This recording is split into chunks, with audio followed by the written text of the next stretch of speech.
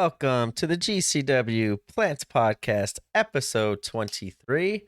Once again with us, Mr. John J. Wolf. And how are you doing tonight, John? Again, I'm feeling fantastic, man. How you doing tonight? I'm doing good. I ready to cover this one because I want to cover the other two more than this one because I thought the other two were better than this one, but this one was pretty fun. But a lot of new names on here. We learned a lot of new faces, so this was a fun show. So I want to get through this one just because I really want to get to the next two on our next two episodes. So we are covering tonight's GCW's TNT Extreme Supreme, coming to us from Hangar 34 in Liverpool, England.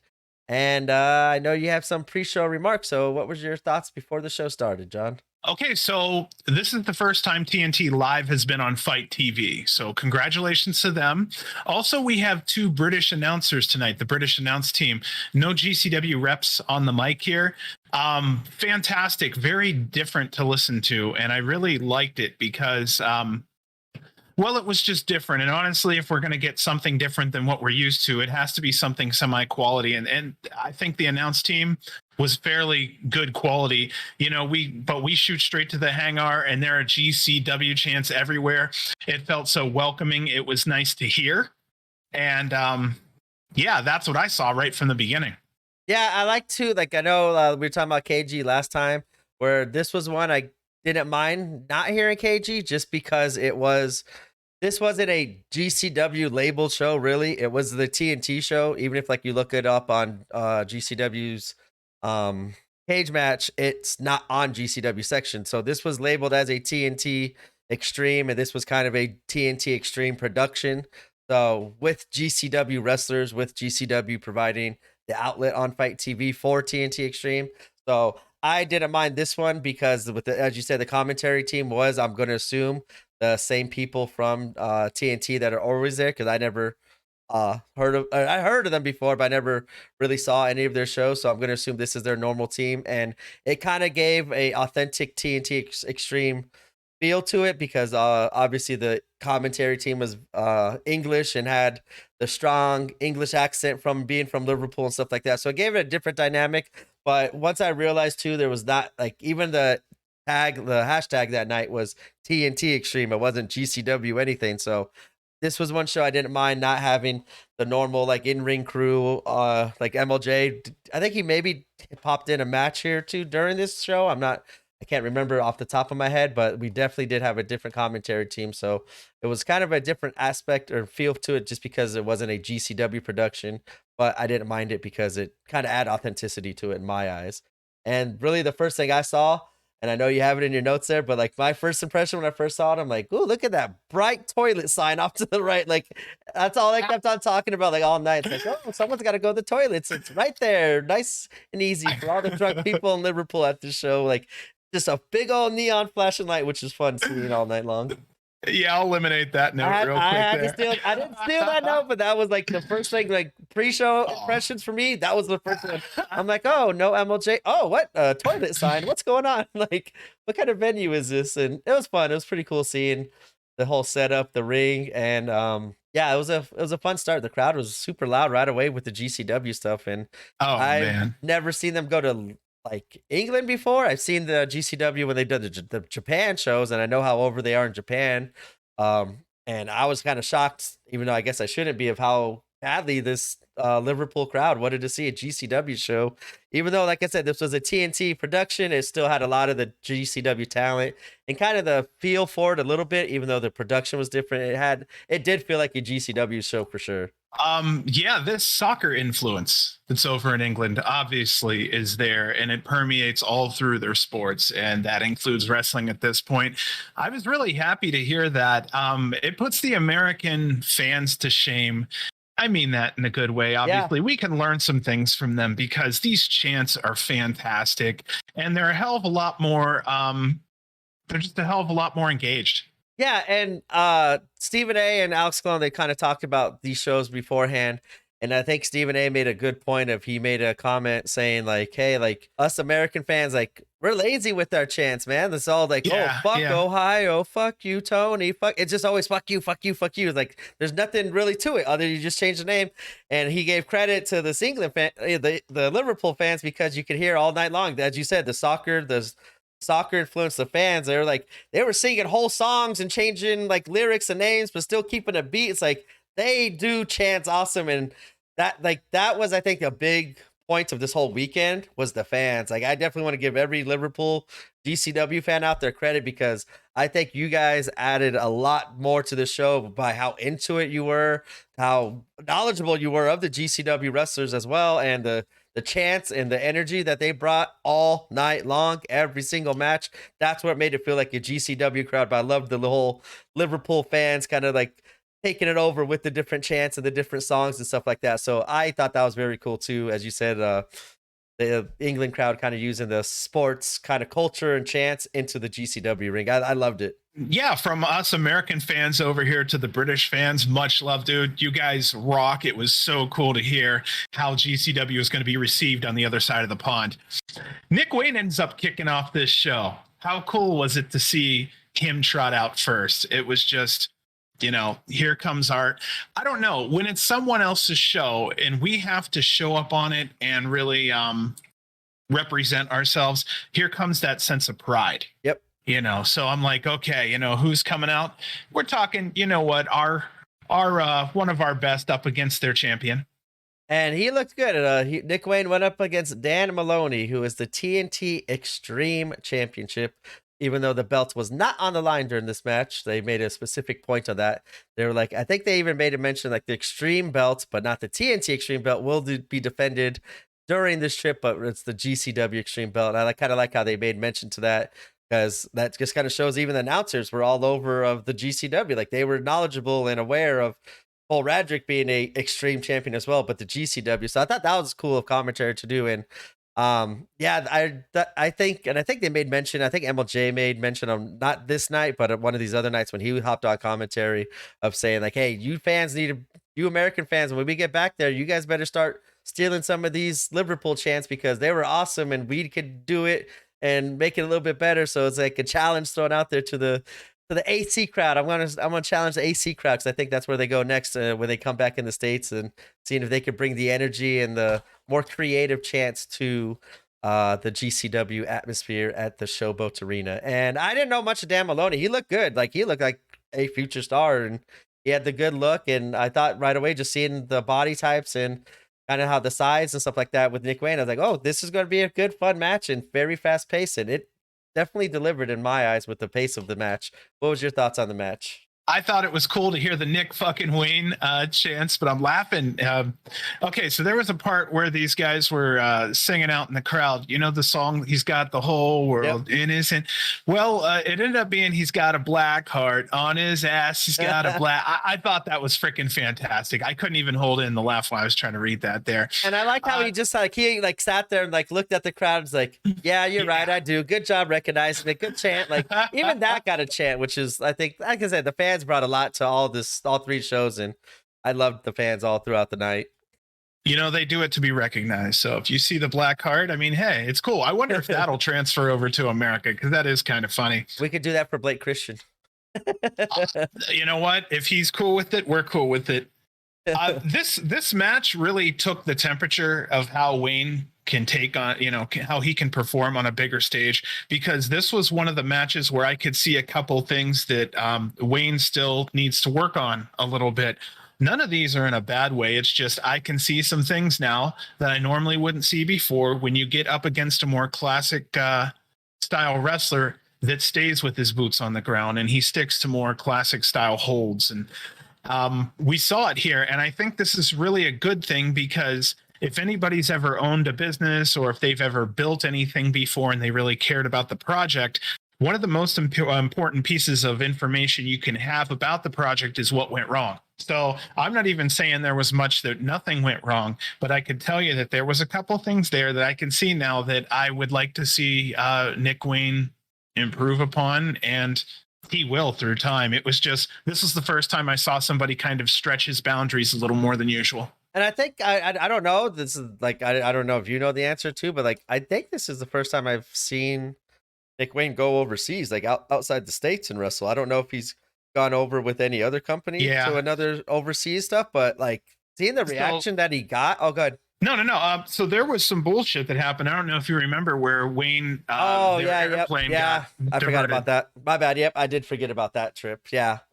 Well, I thought that was Yeah. like I was thinking about that too, but I thought that was cool. Like, hey, this is the first time maybe over there with this company and these fans, and the reaction that he got from kind of being an unknown. The kind of like how I felt during maybe not this show, but the next two shows. I've seen some wrestlers I've never seen before, and my first impression of him was like, holy shit! And I just like think that Nick Wayne got that impression over with the UK fans of their maybe their first time seeing Nick Wayne wrestle overseas and in person. It's like, holy shit, this kid's good, and I just liked how they reacted to him and kept on cheering for him, even though the Dan Maloney, I'm gonna assume he's a heel over there because he was kind of getting some booze too. Baby. And like you He's a said, baby face. oh, he is a baby face. Okay, Oh yes. Yeah. He's their wow, baby face champion. yeah, that's it. That was interesting though. Like I kind of liked how Nick Wayne kind of had a lot of the chance over there, and Yeah. like you said, I kind of was found it territorial where it's like, hey, I'm rooting for my GCW guys. I don't know Mm-hmm. who any of these other guys are, and then I would think the same crowd would be, hey, this is Maloney's our guy. You're not going to come in our place and beat us, but they all cheered for Nick Wayne. So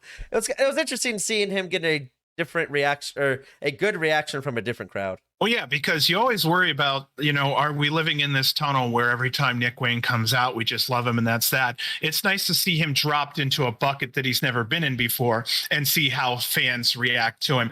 And they were absolutely loving him from the beginning all the way to the end. And I could kind of tell that towards the end, he was winning over more fans. And that's part of that it factor mixed with the physicality. That's just fantastic that, only Wayne really does. The first 2 minutes of this match, basically, they were just both showing off a lot of hard hitting shots. Actually, it was so hard hitting. It was like grudge match like. Yeah. They were really rough with each other. I loved it. High quality wrestling. That kind of goes into my last point where you get up against someone that really has their shit together and really knows what they're doing. And you take that new kid in there, you're going to see some things. And I'm not unhappy about it at all. He basically Wayne got his ass kicked a good chunk of this match. Yeah. Maloney, I mean, really. Maloney looked good. Like I didn't even think about it until literally you just said it now. I was like, oh shit, these are like they're in England, like where there's a different style of wrestling out there. They're more mat based and laying in the strikes and stuff like that.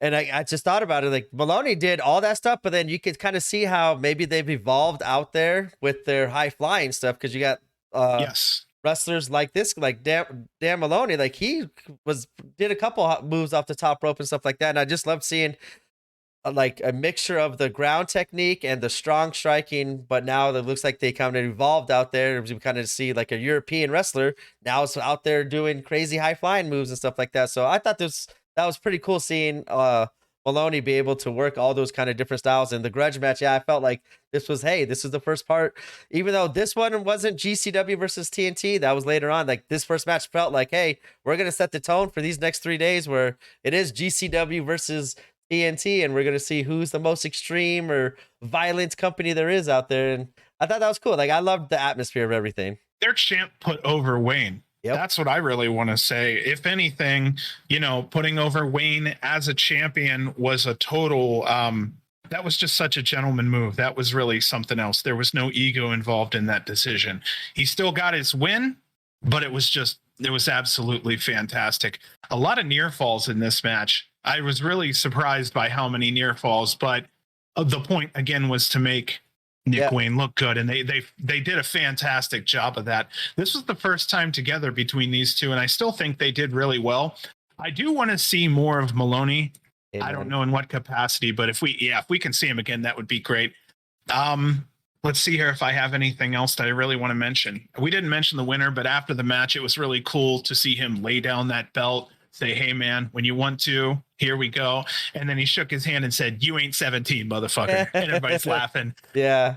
Dan Maloney does pick up the victory with the Drilla Killer. I didn't know what it was called. Like when I heard him, like, oh, and then I heard it multiple times throughout that weekend from him because we saw more Dan Maloney. But yeah, that was impressive. I don't know how Dan Maloney is. He looks very kind of not too young, but like in his at least early 20s, he still looked like two. I don't know how old he is, but after seeing this match, I immediately thought after Nick Wayne, I want to see him going against Titus Alexander. Like that would be a phenomenal matchup, I think. Yeah. Wow. You have a really good point there. Also, yeah, that Drilla Killer, dude, that's a badass move. Yeah, it was pretty cool. The way he caught Wayne in it, it was just wow. And I'm wondering if he catches everybody in it like he caught Wayne, because Wayne's a little on the light side for the average wrestler when you get up to a certain level. For sure. And yeah, I want to see how he catches a 225 pounder. You know? But yeah, Maloney was strong too. He had a real strong showing overall, man. Yeah, if he comes through, if TNT ever comes over our way here, which I believe they are, I 100% hope that he comes on board too. He's a strong face. You know, he's got the jawline. Everybody, he's likable. They give him a good push, obviously, with the company, and it seems like he carries it really well. He didn't have to go out there and make Wayne look good at all. Yeah, he's one of those ones that now, after seeing the first match, I want to go check out more of his work in TNT and kind of see. I also want to learn more about TNT as well, but like this was opener for me. I'm like, yeah, that looks like one of their stronger athletes, stronger wrestlers on their roster, and that was a great match. Great way to start off the night. The crowd just was into it and stayed hot all night long.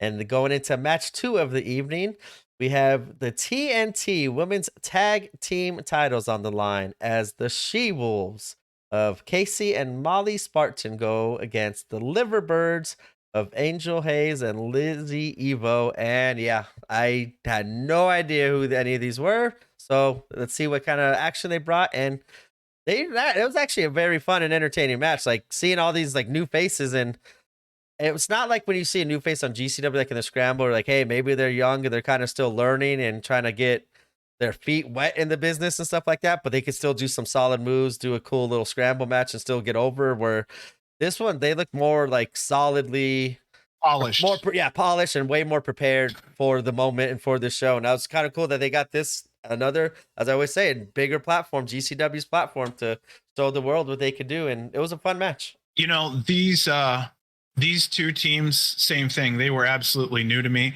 I keep trying to say Liverbirds, and I believe they were saying Liverbirds. Oh, it's a weird one. Yeah, and I'm not 100% sure I heard that more than once or twice said that way. So how should we even say that? How do you want to say it? I'll be honest, I didn't hear Liverbirds because once I kind of didn't hear stupid, like Liverbirds. Now let's watch that be their real name, and I'm fucking like, that's stupid. Once I didn't hear KG, I'll be honest, I kind of turned the audio down a little bit because I didn't hear KG's voice. But the crowd, like whenever I saw the crowd get animated, I decided to turn it up then, just because like they brought so much energy.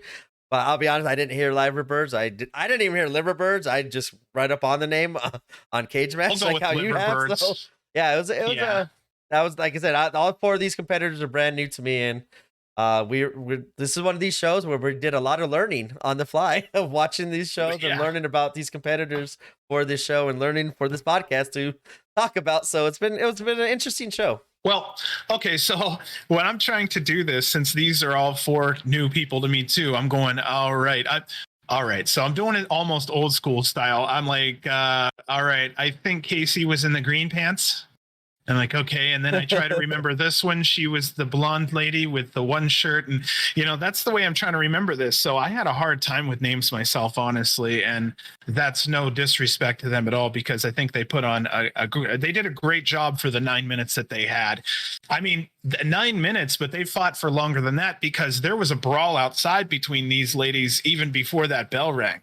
Yep. Bad blood. Solid team moves between all these ladies too. You could tell they were tag team partners, and no doubt in that whatsoever.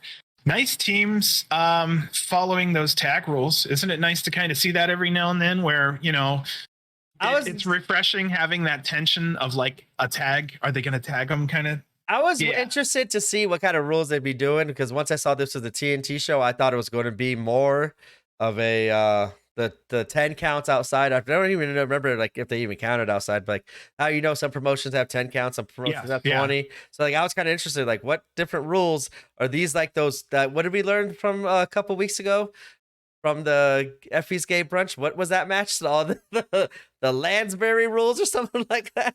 Oh yeah, the Colonel Yeah. fucking and Fuckington. That's what Yeah, that was the that's what I was weird wondering. shit. Like, what kind of different rules do they kind of do that we don't? Because, like I said, I never seen this promotion.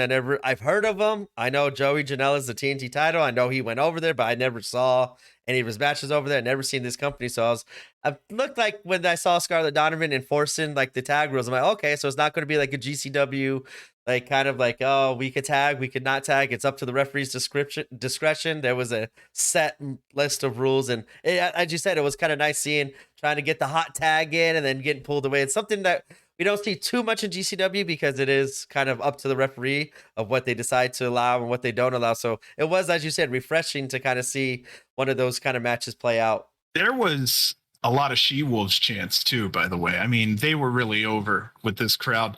These women were tough. I think I hadn't seen a TNT woman come through those ropes that weren't tough as shit. Like, and every now and then, especially with this tag team match here, there were some stiff shots back and forth.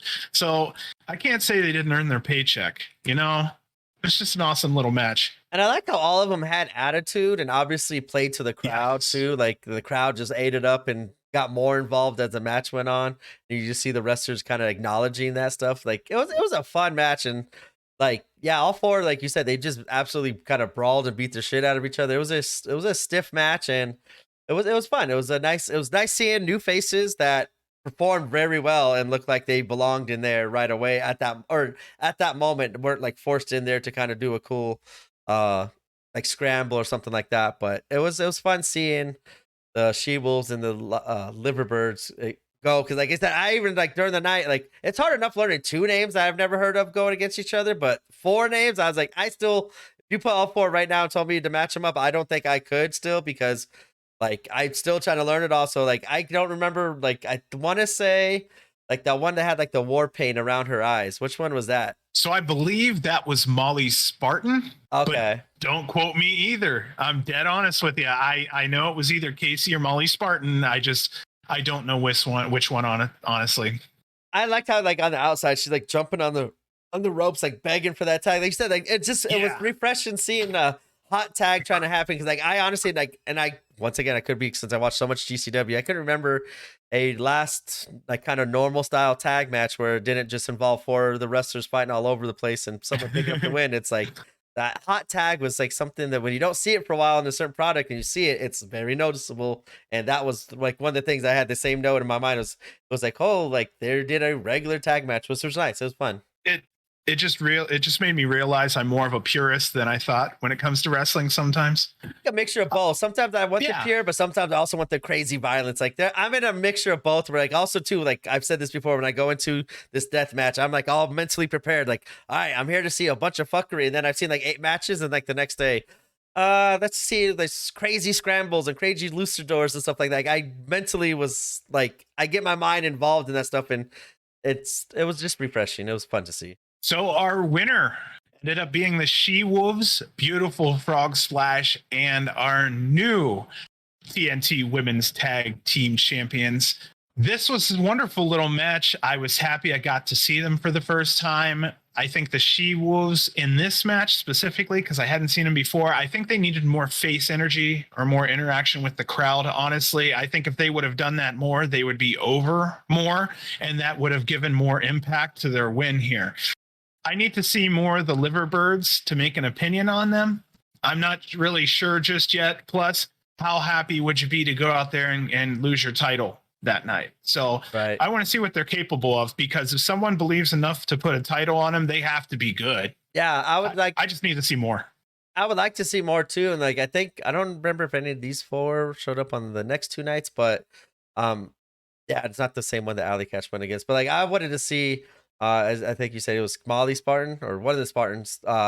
Yes, Molly Spartan. Molly Spartan. I would like to see her going against Alley Catch, because I think that'd be like their perfect sizes. Like this, they're very similar in sizes, moveset.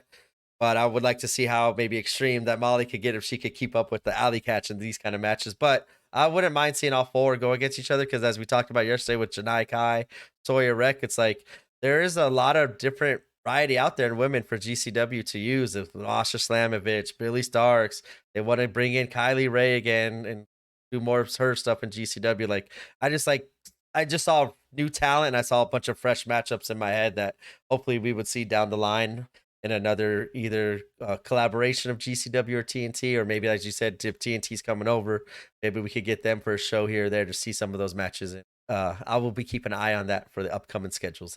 That will. So, sorry, good. Oh no. This is kind of interesting because I wanted to say something in this realm, and it kind of makes a point upon your point. In the 80s, when it came to women, they were somewhat one-dimensional, maybe two-dimensional if you have, somebody like a Bull Nakano out there. I was just about to say Bull Nakano and Rockin' Robin. Yes. Like, those were like the two out there. Yeah. So you'd either get the skinny, smaller kind of girls. You'd have your superstar that we just spoke of and your Haas. Yep. That was primarily it. And then we broke into the 90s and the Haas primarily went away. It was, we had the power lifter in China, God bless her for what she did. She was fantastic. But that smaller girl didn't really come to WWE anymore. That was more on the Japanese side of the wrestling world. And so now, come the 2000s, it was still kind of one-dimensional. I don't know if it's been in the last 5 years in indie wrestling or what, but things have changed. Body styles have changed, body types, wrestling attitudes. There are so many more attitudes for the women. It's almost like they're allowed to breathe now. And now that we've let them breathe, it's not that we've let them, but it's just now that they've been able to breathe. They've really shined. And a lot of these ladies, what makes them so fantastic is their personality. And that would not have been able to be shown 30, 20 years ago at all. If they didn't fit this freaking box, they'd have been shot to shit. And we're fortunate now that things have kind of evolved to a point to where we're almost on the same page here, slowly but surely. And we're moving away from that one-dimensional thing, and it's fantastic. Yeah, that's like, for me, like variety. Like, I don't want to see the same person or same moveset or same skills and personality by 4 different people. I want to see different varieties. And I think all the different varieties and mixes and matches between these personalities and characters and all that stuff make every single match good and creates it better experience for the fans, because you're seeing a variety of stuff and not just the same, as you said, same cookie cutter 1 versus 2 or 2 versus 1. It's 1 versus number 1000 out there. That's totally different than 2000. Yep. It's totally. And our third matchup of the evening, we have the East Coast Ace, the Clout Cutter, Jordan Oliver, going against Tate Mayfairs. And once again, a new competitor. When I first saw Tate, I immediately thought Rick Martel. Like, he just had the movements, the look, even like the little scarf with the way his pants were. Like, I don't know. I just went immediately to Rick Martel. And then I was like, oh, that should be a good one, because I just remember the whole storyline with Jordan trying to learn and master the Boston Crab that he wanted to emulate from Rick Martel. And just reminded me of the moment when he won the Trent Acid Cup at one of the collectives, and they kind of teased it for a couple months prior. Then he finally did win the finals with a Boston Crab, which was kind of nice. So with me thinking Rick Martel and seeing Jordan, I was like, oh, I wonder how the Boston Crab's going to be involved in this match, and we will find out later how it was involved. So it kind of brought it full circle for me too, which was kind of cool. Like, just thinking about, like I said, I saw Rick Martel and the Boston Crab and everything. So I obviously loved how this match ended up turning out, but we don't want to go over everything yet. So what was your first thoughts on Tate Mayfairs? Okay, so with Tate, he's also new to me. He was a fantastic heel right out of the gate. You're right with your comparison. That actually kind of made me smile. I was like, that is a fantastic comparison. Young, Dumb, and Broke chants break out. And of course, you're hearing Tate going, why would you be proud of that? Of course, then the chants got even louder because of that. Here we go. This is the first time I'm going to acknowledge the wanker chants. All right. So there were a lot of wanker chants. Wanker this, wanker that. Wayfair is a wanker. You're a wanker. I'm a wanker. Everybody's a wanker. Obviously, everyone touches their dicks in England. That's the one thing I can tell you. If anything, I'm guessing that's why there's probably that neon sign. So if you want to be a wanker, right? And right over here at the toilet. Yeah, they brighten that shit up too. It's hilarious. Brass knucks found in Tate's boot. Tate fakes an injury, more wanker, and just for the American crowd, they started using pussy. It was so good. We don't hear that too often in the Yeah. British Isles. And I like how, once again, doing a callback of classic stuff we see in wrestling, like the hot tag, the regular tag. I loved the referee checking the boots and checking the stuff and actually finding stuff in it, which was kind of surprising to me. Because, like I said, maybe that is Tate's kind of gimmick and stuff like that. I have no idea, never saw him before. But I loved how the referee's like, really? You got these brass knuckles? And you just see Jordan like, you were going to use those on me? Like, what is wrong with you? And that threw me back to when they wrestled, wasn't George South, but when they wrestled with, that guy that took like the Xbox. He had a bunch of shit. I can't remember who it was. And I went and immediately called back to that before the match even started. And I just like loved how Tate's like, what? I was going to use it. Like, why'd you find that? And like the crowd, yeah, you're like, you're a waker. I loved it. And the crowd too, so like kind of going back to Nick Wayne, they were all over like and screaming for Jordan. Like I loved like how Jordan's we starting to see it now. The pop's getting bigger and bigger and bigger. And even in the UK, like it was giant and huge. And this was night one. And as we go over the next two nights, like it seemed like it got louder and louder each night, where Jordan, I think, was one of the most over people from GCW in the TNT Extreme kind of venue and stuff like that. So that was nice seeing the GCW, like just like how Nick Wayne, them getting that over with a crowd. And I want to say that might be Jordan's first time over there too. Same as Nick Wayne, because I don't think I've seen Jordan wrestle in the UK, but it was awesome. And this was, I thought, like good stylistic matchup a little bit, just because the size and stuff like that. I don't know the moveset that Tate Mayfair has, but like to me, he felt like an 80s classical heel, like that's trying to, yes, yeah, like it wasn't all offense, go, go, go, go, go. It was playing to the crowd, getting the crowd to boo you, using the brass knucks, telling the referee to get the hell away from me and stuff like that. Like Tate played a great old school heel, which I loved seeing. And it was perfect with Jordan being as over as he is. Oh, there was, by my opinion, a touch too much stalling on Tate's side. Of course, it could be a heel situation, but there was just a touch for me. I really do want to hit on the same point you have there. I think that Tate's style is more suited for an older wrestler, maybe a wrestler who's lost that top gear, or even two, because Tate has that almost a Ric Flair. If he wanted to, he's one that could roll with Flair when it comes to pace. I'm not talking about style. Yeah. I'm just saying when it comes to pace, those two could kick each other's asses, sell it for 20 seconds, get back up, do it again. That's exactly what I saw Tate doing. I do like that a lot. I believe Jordan really had the most offense in this match, maybe 65% him. Tate's offense was just a touch different. It lacks the look of Impact. I don't want to go too much into specifics, but he has some moves that are very unique and different. But some of them, I think there was one where he jumped up on a guy's knee and then came down with a fist. And there was a unique name for it. And I appreciate that. But from my angle where I was at from behind, it didn't look like more than just a little bit of a jump. And I could tell something happened, but I didn't know. But the move didn't look like it have much impact. And I saw a couple others where it was like, maybe he was just being a little easy on Jordan. And I think that's okay too. But it maybe lost a little bit of its, like I said, an impact. This is the second match now, though, where the TNT people are more than happy to make these GCW guys look fantastic. And here it is again, where Tate really just held him in his hands, and then they both delivered. Yeah, and like I said, I think the stalling from where I was thinking from, like I said, I felt 80 seal. Like if you go back, like, well, I'm not saying you, but I'm saying like the fans. We know, like if you're a younger fan, if you kind of go back and watch the 80s match, you felt the pace of this match that Tate and Jordan had felt a lot like an 80s kind of TV match, where it's like you said, like I was saying, it's not go go go, not moves. It's Tate just doing stupid shit, like trying to do a spin-a-rooney just to piss off the crowd. Or he did like some stupid breakdance move. Then he did like, he was at Jordan's head on the ground and like did a breakdance move, did a spin, and then went into like the ropes, like for the people's elbow, but did like a cartwheel into an elbow. It's like, he was just doing some of the stupidest things, like, but I think on purpose just to get the crowd to boo him more. And I love the difference.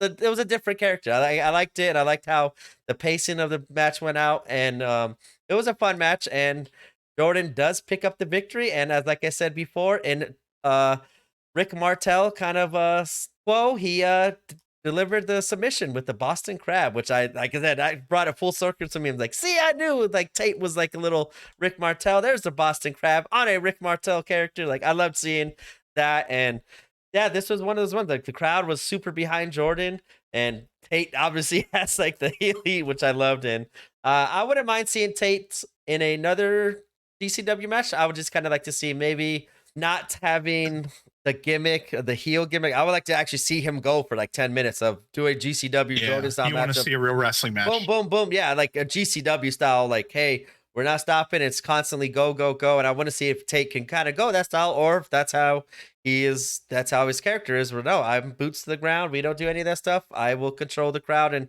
control the emotion and the story of the match by what I'm doing, not when I'm not doing wrestling moves and stuff like that. So it was a very cool style, different pace. And after the first, 3 matches, now we've seen 2 matches kind of have an old school feel, which I kind of like seeing. I think Jordan needed a more serious opponent. Tate wasn't always serious, but he needed a more serious, higher caliber opponent that would stretch his abilities just a little bit. And Tate was one of these guys where he's coming from a different continent. He's coming from a different skill set altogether. And of course, they're probably just meeting each other for the first time. Yeah. I need to see more of Tate to really make an opinion. This is another one where I don't know who was fitting who. I know that Jordan was a touch slower than usual because there was that stalling that I was mentioning earlier. But for Tate, right now, I'm missing the point of him. And I think he's one of those characters that's more or less respected. And I just don't know the history behind it because he seems like a guy, I think they were saying he's got 20 years in the industry and he's give or take a couple years, 40. Oh, wow. I didn't know any of that. Wow. That's crazy. Yeah. So this guy's busted his ass, obviously. I'm not saying he's Nick Gage's age, and I'm not saying he's Nick Gage nor at his caliber. They could be 2 different flavors. But when he came out, I could tell the fans respected him. So I just need to see more to know exactly what his story is, because I'm sure he's fantastic. And I just need to see more, man. I hope they bring him overseas too. It's just another one where he's just seeing him was a nice little bonus. Yeah, I could see him kind of fitting in. Maybe if it's not even GCW, because obviously, I think if he was in let's say Atlantic City and kind of did this match against Jordan, it wouldn't be too well recepted, because as you said, like GCW kind of has a style where it's go, go, go, ring, ring, like it was a work rate, they call it, like it's go, go, go. Where I think he's like one of these, like, no, like Tony Deppen kind of does the same thing too, but obviously he does it in more over the top way and a better GCW kind of style way to get the crowd to hate him. Where I think if Tate did this, he might get like the the Blake Christian treatment. It's like, get the fuck out. Like, so I don't know. Like, I don't know how the AC crowd would take it. I kind of always just go off the AC crowd because they're kind of like, well, I mean, we should now call Boonton the new hub for GCW, but it's kind of like the where, like, if you can make it into the AC crowd, you're going to make it anywhere else in GCW because their main crowd has loved you, and that they kind of like put the stamp of approval on for everyone else. So I don't know how Tate would go. Like, I would want to see it, but I don't know how. Like, I want to say I think he could do good, but I could also see him just being hated on too. But he is the matchup. What? I got the matchup. You ready? I'd put this on JCW. I'd have Tate versus Grandpa Chase Burnett. That would be fun. Shit, man. Go ahead and watch it back. If you watch that, you're going to see him and Chase Burnett would probably match really well together. Their body styles are very close. Their ages are fairly close. I think they would actually have enough imagination and innovation between the both of them. I think it would be really entertaining. Yeah, I think Tate would be able to hold his own, and I think he did like a crazy like elbow drop where he jumped across the ring too, and we'll talk about that more on probably another show with another wrestler that kind of did a, in my opinion, more impressive spot, even though that was kind of shocking seeing Tate, because I always like his moves were kind of old fashioned. Then near the end, he kind of picked it up and kind of faced it. So I don't know. He's one of those ones I would like to see. Hey, do it in front of the AC crowd, and then I'll get a better feel of how I would appreciate you too, and based off of what GCW fans, because I think I'm very mixed on him, but I do want to see him one more time. And this was good match for Jordan Oliver. I'm kind of I know what you're saying, that Jordan needed a different opponent, but I thought maybe this was a good opponent to kind of set up the crowd for Jordan the next 2 nights and getting the crowd behind Jordan to cheer him more on the next night and stuff like that. Because after you beat this kind of asshole, of course, the next night you're going, oh yeah, I like Jordan. He beat Tate because we hate him. So I don't know. I liked it all, and definitely could have been done maybe a little different, but it was fun match. And Jordan Oliver picks up the victory with the Boston Crab, which icing on the top for me. And our fourth matchup of the evening, we have the TNT Extreme title ladder match as Clint Margera is going against Alex Colon. And I knew Clint Margera. I knew of his death matches of kind of what he's done in the States. And I've seen other stuff on him on IWTV. So I was kind of aware of Clint Margera. And we obviously know Alex Colon. So I knew this was going to get violent. And I was like, after that match 3, I was kind of like, okay, I could do some violence right now. I was wondering, too, how extreme they would get.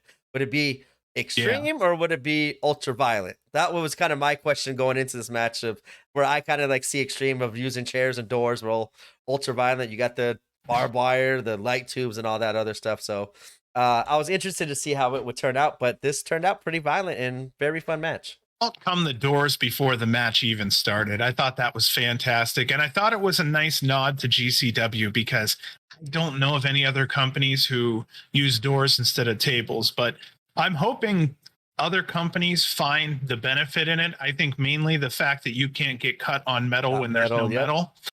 And I think the doors maybe collapse a touch easier. I don't know. That might even be cheaper. I don't know the price range either, but like, I think you get this table has to be way more expensive, right? I'm thinking. I don't know though. Who knows? Because it is a door, so I don't know. But like, I 1000% agree with you, because every time I see the tables get cracked, and I've seen many lacerations just from that metal framing around the wood, where with the doors you could get the same impact, same result from the fans, and get the same oohs and ahs as just like a table, except to me, as you said, it becomes a little bit more safer. And I like how the GCW, especially like Mance Warner and Nick Gage, they end up using pieces of that door to jab the corner into the heads of people. So it's like with the table, I guess they could do it with the table, just look a little bit funkier. But yeah, and the one thing, and I know I see it in your notes here too, I don't want to step on it, but the tubes. Go for it. No, Go for it. Yeah, the man. Tubes was another thing. Tubes. Yeah. The tubes was another thing, like, oh, they're going to use these tubes, and how are these going to break and stuff like that? Because like I heard a little bit on Alex Colon kind of talking about the differences of the light tubes, which was informative to me, and how there's like the T351 or the T400 or something like that. I don't know the numbers, but when they mention the smaller tubes, they say like these are actually more dangerous and harder to break and stuff like that. So once I saw those small tubes, I got a little apprehensive. I'm like, uh-oh, hopefully nothing bad happens with these tubes. And because I've seen those tubes used in like, I think they use it in Deathmatch Down Under and stuff like that. So I was a little interested to see how the light tubes would play into this match. So this is a weird one. If anybody wants to learn something, this is going to be the time to put your thinking cap on here. T5, T8, and T12 are the most common types of light tubes. Now, T12 is the one that most wrestlers want to use because it's a little thinner and there's more surface area. So basically it just breaks easier. The smaller, it's like when you get 2 coconuts, the smaller coconut's going to be harder to break. You know, that's kind of how it is here. So when they're popping each other with these light tubes, so it works like this, because I just looked it up. A T12 is 1.5 inches around in diameter. Okay, so you're talking the same kind of glass, the same kind of shit. 1.5 inches around. The T8, which is the next one down, is 1 inch around. So we're talking, you're taking 1/2 inch off there. So that's starting to look skinnier. And then again, that T5, that's 5/8 of an inch. So it's a little over 1/2 an inch. But I'm thinking they were using either the 8s or the 5s, because those were pretty skinny in there. But yeah, even down in like Australia, I don't even think they have T12s. And I know that's a concern sometimes. And I think Japan has them. You know what? Yeah, but, I think what you said, that I remember, what's his name? The wrestler that's the big time deathmatch wrestler down there at DMDU. Oh my God. That's okay. His name's it'll come to me later. Yeah. But like they had him on doing the Deathmatch of Wrestling podcast on GCW's Patreon a couple times. And I remember once you said that they don't even have that. And now I remember when like Alex, I think it was like Stephen A, like, you guys should have these tubes. What are you guys using those safe tubes? And like the other guy's like, because we don't have them here. That's why we don't use them. You think we Yep. want to do this stuff to our bodies on a nightly basis with these tubes? If we had the luxury of having them, we would. So like once you said that, that reminded me of that comment there. So that's pretty good to know. Yeah, it's just one of those weird things that even people like us at our level, we don't know that shit. So I had to look it up real quick. And so we learned something today, Mama. Bateman. Joel Bateman. Sorry. I just remember his name. I had to get it out. Joel Bateman. Awesome. Sorry. No, you're good. Okay, again, we're hearing from people like chanting, door, door, door. Alex Colon is having a fucking blast. This thing actually started with light tubes, the whole thing. I mean, Cologne was just swinging light tubes on Margera. There was a spot where there was a crazy power bomb that basically Cologne got put through a door and it fucking bent his neck into where his chin easily touched his chest. And I was like, oh, damn, it looked bad. Yeah. It's really the only spot I wanted to mention in here. The other thing I wanted to mention, because a lot of people have kind of known that when we do these extreme or these death matches, I like to go minute by minute, but half the weapons were just kind of, it didn't take long and shit was everywhere. And they ended up brawling deep into the crowd during this one. And you could even see a spot where Brett's like waving them away from the merch table. But they were tearing apart the place and there was stuff everywhere. Cologne brings out a pane of glass. He eventually gets put through it. Cologne had light tube bundles kicked into his face. It was just, shit was brutal, dude. I just wanted to go through that so we have all of that out of the way before we talked about it. But I mean, it didn't feel like 11 minutes. And if it was 11 minutes, they fucking stuffed that bucket full. Yeah, I thought it felt faster than what it was as well to me because, yeah, they just went right, grabbed the light tubes and started swinging. And like, I just always with the crowds, like, I cannot believe that, like, they're like the light tube was right at their face and they're just like, oh, yeah, there's a light tube that just flew right over my head. Like, it just stuns me when I see the crowd just not even flinch when light tubes come flying in their head. And like this one, they even like, it wasn't a typical GCW show where they had like, they actually had guardrails and stuff like that. So, but the crowd was pretty close to the ring. There was like no space between like the crowd and ring almost. It was very tiny space, but just seeing like the crowd just right there in it and getting the light tubes at their face was crazy to me, seeing just like everywhere I see it, it's nuts. But this match did get violent. Alex Colon, he does what he always does. He's like one of the kings of death matches for a while. I didn't know he was the title holder though. Like that's what I was kind of thinking. Like I thought Joey Janela, last I heard, he was the TNT. Oh, never mind. No, I'm thinking DDT. That's why. Never mind. Okay, I thought Joey Janela was the TNT Extreme title. I messed up. But that's why. How dare you? Yeah, like that. When I first saw this match and I saw Alex Colon come on, I'm like, wait a minute, he's the title holder. Like I didn't understand it, but yeah, this was a fun one. I think this was a good matchup too for Clint to kind of step up. Not that we've seen him do lots. I've seen him do lots of death matches before, so he stepped up, and I like how they had the ladder too, because that's something we don't see too often unless we see there's certain wrestlers like Drew Parker will always have the ladder in his match, and it seems like Cole, when he wants to get crazy, will bust out the ladder as well. But Alex Colon, I don't really see him use ladders too much, even though he does get high up on like scaffolds and stuff like that. But it was cool seeing the different variety of the different weapons, the different light tubes, and how they kind of did it in a more guardrail fan. It's like, to me, it just felt different because of different setup. It didn't like how if you go into a normal GCW crowd, like they're just right by the fans with no guardrails going through it. So this was a fun matchup, and I do want to see Clint Margera a little bit more,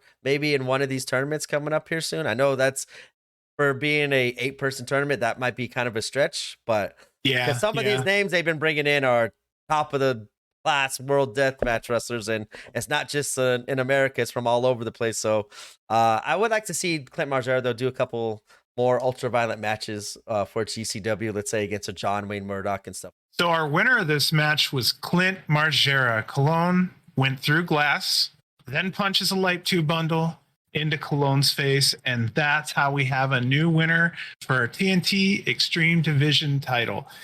This was definitely a solid, entertaining match.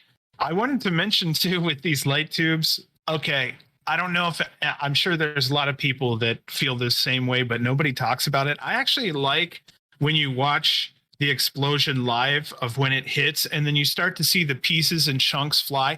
Like, I don't know if it's like from watching fireworks or something, but it's really cool to see the explosion and go, okay, is it coming my way? Is it not? There's kind of, it's dangerous, but sometimes it's so far away it'll never reach you, so it's not safe danger, but it's fun to watch. It's just, I don't know, I've never heard anyone else mention it, and it's kind of cool. The only time I've really been like, holy shit, that was right by me, was at that Vegas show. Yeah, where like we were sitting front row, and it was the Mega Bastards going against Alex Clone and Rena. And the match started off with Alex Clone and Rena having a light tube. And I think I talked about it before, like normally they don't swing it like a baseball style, like horizontally. Usually it's vertical up and down, but I was just standing front row, and I was just like, okay, she's swinging sideways. Like he ducked him, like, okay, he's going to duck the next one. And then Alex Clone put his hands up, and then Rena swung it. No, I think it was opposite way around. I think Rena went to go hit Alex Clone with the light tube, and Alex Clone put his forearms up, and like it actually connected. And I remember in that split second, like a bazillion things happened, but like in that split second, I was like, it's not gonna hit. Oh, she hit it, and then like I'm like, oh shit. And then as I'm saying that, the light tube flies right by my face, where like my wife usually like sits next to me during these GCW shows, but during the death matches, she kind of wants to get out of the way a little bit, and I kind of wanted to get out of the way too, because it gets a little crazy. She's like, yeah, I'll go just hang out at the merch table and stuff. But that's, if she was sitting right there, that light tube would have went right through her throat, because it was like throat level, and it flew right by me. And I remember looking at my other friend that was with me. I'm like, oh shit, it's going to get even more crazy here. Because like I even told them, don't worry about it. If they swing sideways, you won't have to worry about that one. And then 5 seconds into the match, that happened. So that was just like the only time I really felt scared, because like that light went right by my head. I was like, okay, it's gonna get crazy. Yeah, and I love it, because for me, I stay right in the front most of the time. I would always prefer anybody in my family to stay the hell back, honestly, if I had a choice. My son put sunglasses on,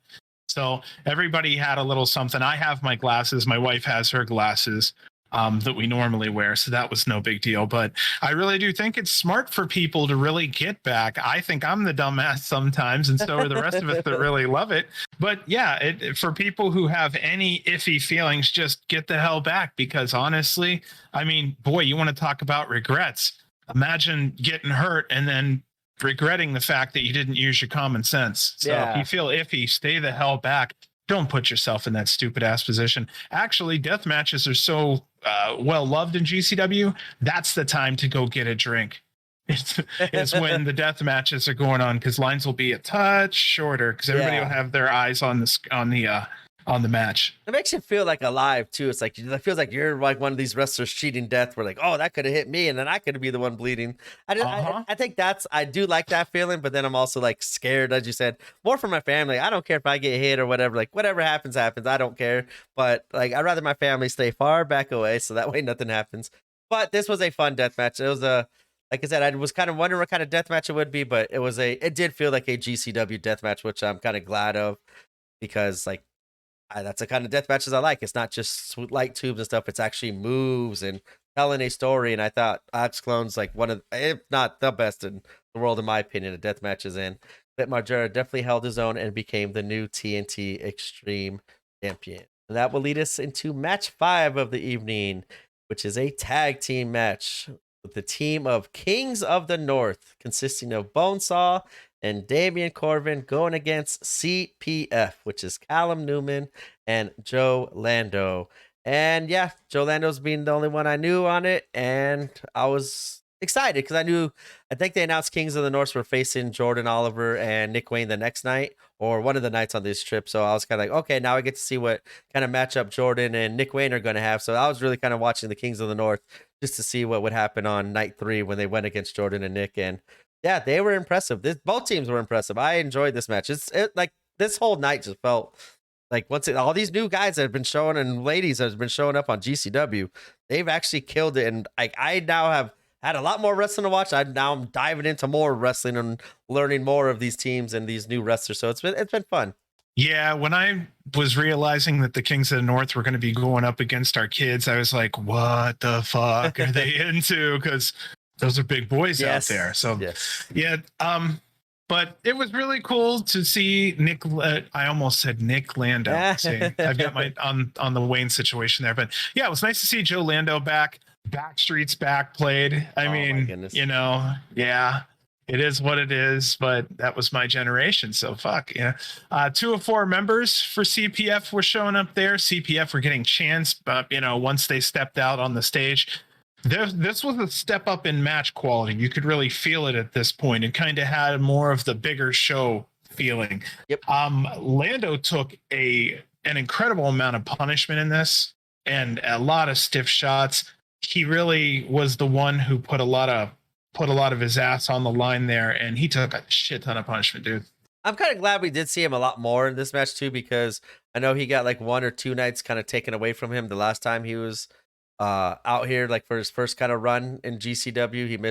He got hurt the first night, so kind of was out the rest of that match, and then was unable to perform the next night. So I was actually kind of glad to see more Joe Lando, and I felt this was like, hey, I know he had bad luck here in the States, but now that we're coming to you, we'll give you some time to shine during this tag match. And yeah, Joe Lando was awesome seeing this match. And Kings of the North, I love their tag style. Like, it's just two brawlers.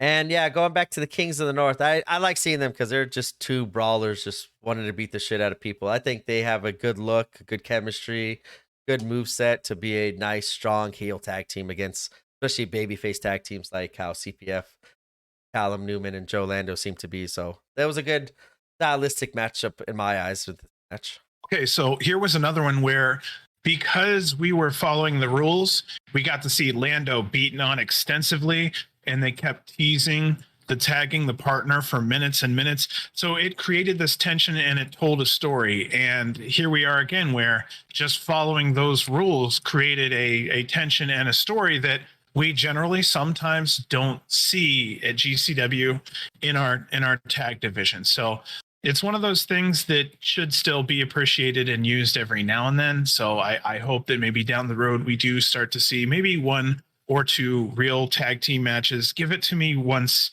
every 2-3 episodes, just something like that. CPF was like a well-oiled machine. But all these men following the rules, it was just a nice change, even if it wasn't a permanent one. Excellent storytelling. I really liked Bonesaw a lot. I really want to see what he does more. I heard someone say, how the hell do I have glass on my shoes over here? I don't know which commentator it was, but it was funny as hell. But yeah, if TNT ends up jumping on an airplane and coming this way, I hope the Kings of the North come with them. And yeah, Joe Lando for sure. Yeah, I thought of 2 teams as you were saying that. I want to see Kings of the North go against KTB and Shane Mercer. That was the first team that popped in my head, because those are just 4 giant, meaty, creative men with their movesets, and I think they would mesh well together. And then CPF, I would definitely like to see them go against a Nick Wayne and Jordan Oliver in a regular tag match, as you said as well. But this was fun. I like as you said, it felt good seeing the tag matches. As you said, it's not one I want to see all the time, but it does feel good after seeing the kind of no tornado tag matches with no rules going on. It was nice to kind of see the referee kind of being able to enforce the rules. But I'm the same way. I do not want to see that all the time. But I do like to see the mixture, though, because I think in certain styles it matches up. Like when I see an SGC match, I don't want to see a tag. I want to see the second gear split screen. I want to see them just fighting all over the place. But like when I see a Nick and Jordan match, I would like to see a more traditional tag match. So I think maybe if they kind of based off of the styles of who they put in as the tag teams going against each other, they might start, hopefully we'll start seeing them kind of go back to more of a traditional rule set or a GCW rule set. But like I said, it doesn't bother me. It was nice seeing a change of pace here. And I would definitely want to see more change of pace, as you said, maybe once every 2, 3, 4 shows, something like that. Well, GCW is known for keeping things fresh. They always want to do the fresh thing. Okay, a classic tag with the rules being in place and followed would be fresh. And a classic championship between 2 people, it stays that way. It can go in and out of the ring, but they adhere to the rules as much as possible. And it's a real brawl. There's no interference. There's no bullshit. That would be kind of fresh to GCW. So every now and then, I think something like that would be just fantastic. And I think, once again, if we put these restrictions and rules on some of these wrestlers, they may shine. It would be really interesting to see what kind of stories these guys could tell if they're given the if they're given the proper box like people used to have to play in. Yep. You know, I'd love to see how Wayne and Oliver would work together with real rules, not flipping all over the place or running all over the place. Because the winner of that would truly show themselves as the better team. Yeah, they didn't have to use outside forces to win. Yeah, like I said, I kind of like when the wrestlers have it, as you said, like you use the word box. I was thinking the opposite. When I do like when SGC has the freedom to go out and not be restricted to that box. Like I said, I think it just depends on the two teams and the styles that you put together with these two teams, because they're starting to get like more tag matches and more like building their tag division, not building it, but like putting more teams together, stuff like that. So it would be nice to see like a CPF go against Jordan and Nick in a regular tag match, and then Kings of the North go against KTB and Shane Mercer and Iron Beast, and seeing that just go crazy like SGC. Like I think it just depends on styles, and that's why I would like to see. That would be a fun one. Kings of the North versus the South Pacific. Yes, that would be fun. I definitely want to see more Kings of the North. I like their style, their moves, and CPF definitely. I never saw Callum Newman before, and they absolutely killed it. I like how they did that spot where Callum Newman went for the 450 inside, Joe Lando went for the moonsault outside. They both missed, or I think Joe landed, but Callum missed. But I just like their high flying. It'll be fun matchups, and we will go into the winner of this match as the Kings of the North do pick up a victory over CPF.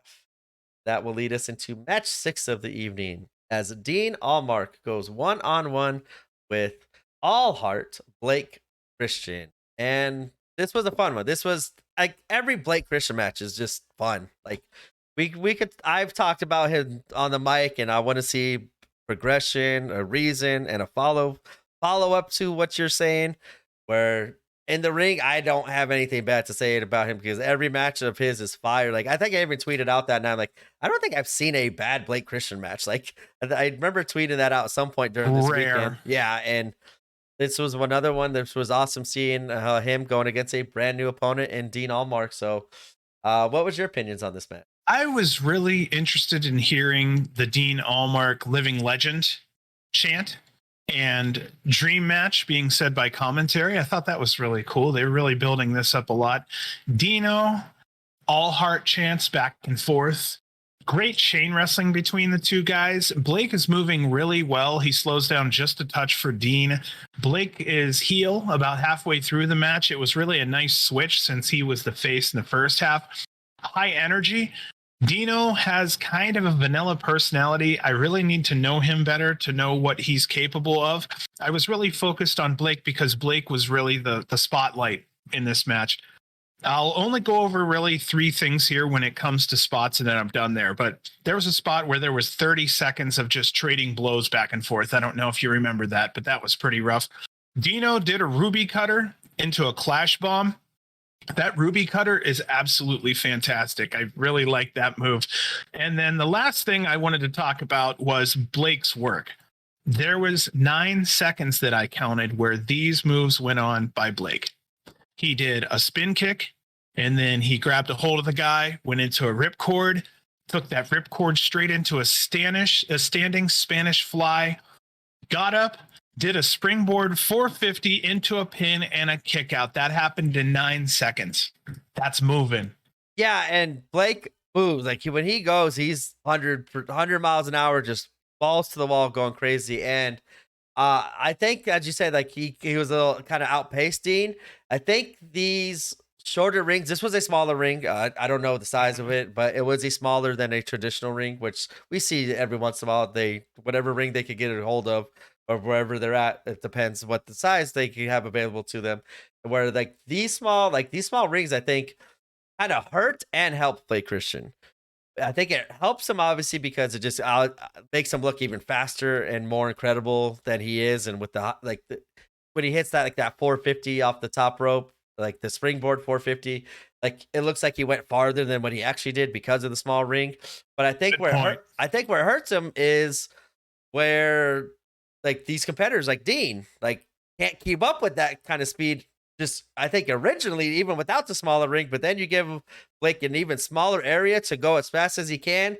He makes himself look even way more fast. And I think it's like Dean, like I said, I didn't know what kind of wrestler Dean looked like. He looked like okay, maybe he's a high flyer. He kind of looks like he could move because he's got those shorts and he's got a flashy attire on. So I thought he'd be like flashy, like how Blake Christian was. And I was thinking when she said, or once they said dream match, I was like, oh, okay. So this must mean Dean could go because I'd never seen him before. So I thought like once I saw Blake go and I was like, oh yeah, this is going to be a fun match. But I noticed the same thing you did.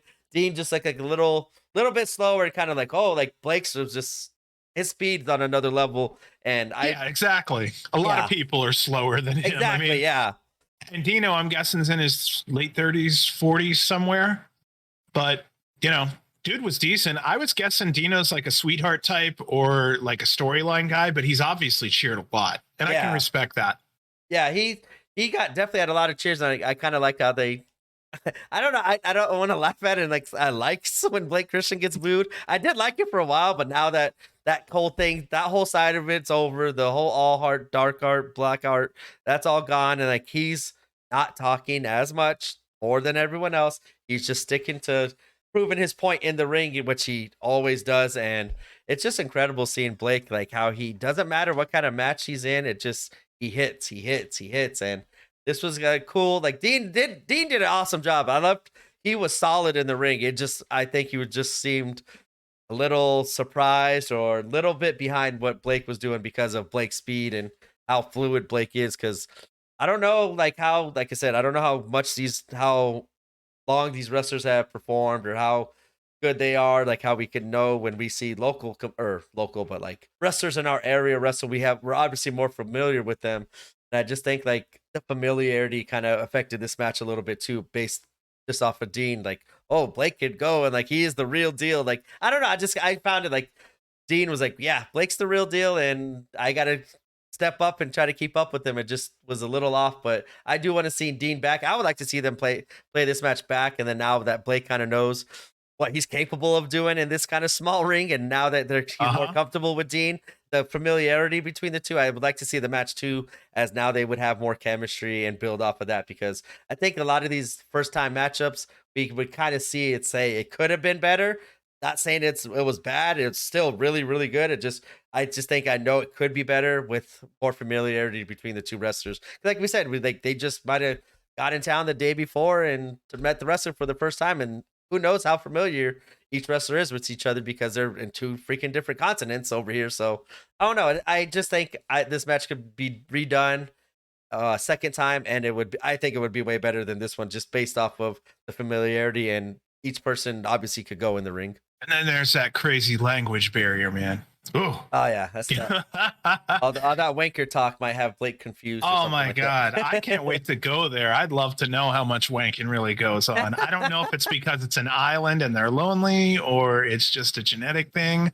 My last name is English, so I don't know. Maybe I'll have to find out. I would love to be in one of those crowds. Like that's where like I love being in GCW crowds and how awesome and on fire they are all night long. Like seeing this crowd is like totally jealous. Yeah, I would definitely want to go to one of these shows in England. Like I wouldn't want to go there to get the full experience of everything, because like a couple weeks ago, WWE had Clash of the Castle. And like the English fans are just something like the European fans, not the English fans. Like out there, it's a crazier environment. It's just seems so much fun. Like the fans come in, they're like, hey, we're gonna have the time of our lives. With or without the in-ring, we're going to have fun. And it didn't take away from anything in the ring. That's what I love about it, where we see a lot of these chants, a lot of these fans like, hey, this show's about me. I'm here. I paid my money. I'm going to say what I want to say and take away from the crowd, where it didn't take away anything. It just enhanced everything, in my opinion. Well, you know how it goes, too. The louder that crowd is, the better the wrestlers feel, and usually the better they'll perform. And yeah, well, I mean, if you're going to be paying the same amount of money to go, you might as well enjoy yourself and pull the most out of the wrestlers. Why the hell not? Yeah. And a surprising finish in my eyes. I actually was like, that's one of the ones I was like, whoa. Dean Allmark does pick up the victory.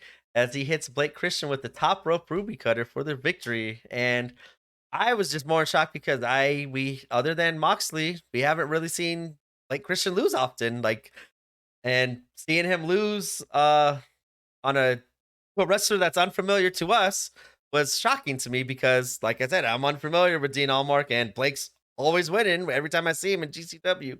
And it was refreshing to see him lose, and now let's see him build himself back up to where he was a couple months ago. I want to see the build up again of part two of this, and I think this was a good way to knock him down a little bit, not too much, but help him rebuild himself. And I'm interested. Blake Christian, that was an interesting one, but good for Dean Allmark.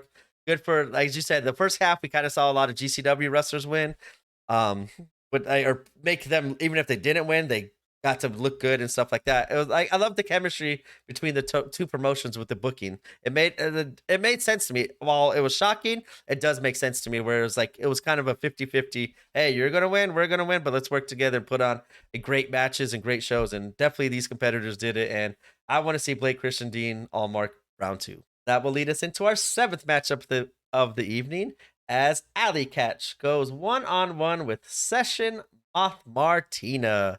And I was actually new Session from her Ring of Honor days. I haven't seen her, she lost a lot of weight and she's been getting herself in the gym and she looks fantastic out there. And I don't know how long she's been out there, but when she was over here with Ring of Honor, she was a very entertaining character. It was different. It was as you said, it was different character. It brought a variety to the women's division of Ring of Honor, as she's one of these people that just wants to. I want to see her in SGC. That was my original thought. Throw her in as an honorary member of SGC for one night, because I want to see her out drink. She'd fit. Yeah, I want to see her out drink Matthew Justice and Mance Warner. And I'm oh, you guys are pansies. I'm just getting started. Bartender, give me another one. I would like to see a little video of them just not being able to keep up with her, because she's had the party atmosphere kind of gimmick and character going on. And seeing her against Alley Catch, I was interested to see how they would go on, because like I said, I know this one I actually knew what both competitors could bring to the ring, and I thought stylistically this could be a good match. Well, you got the 2 party girls here. So yes. The match actually starts by drinking. So Session Moth will come to the ring with the drink and offer some to Allie. Allie leaves, comes back in with her own drink. So here we go. We get drink chants. Both girls end up kind of chugging.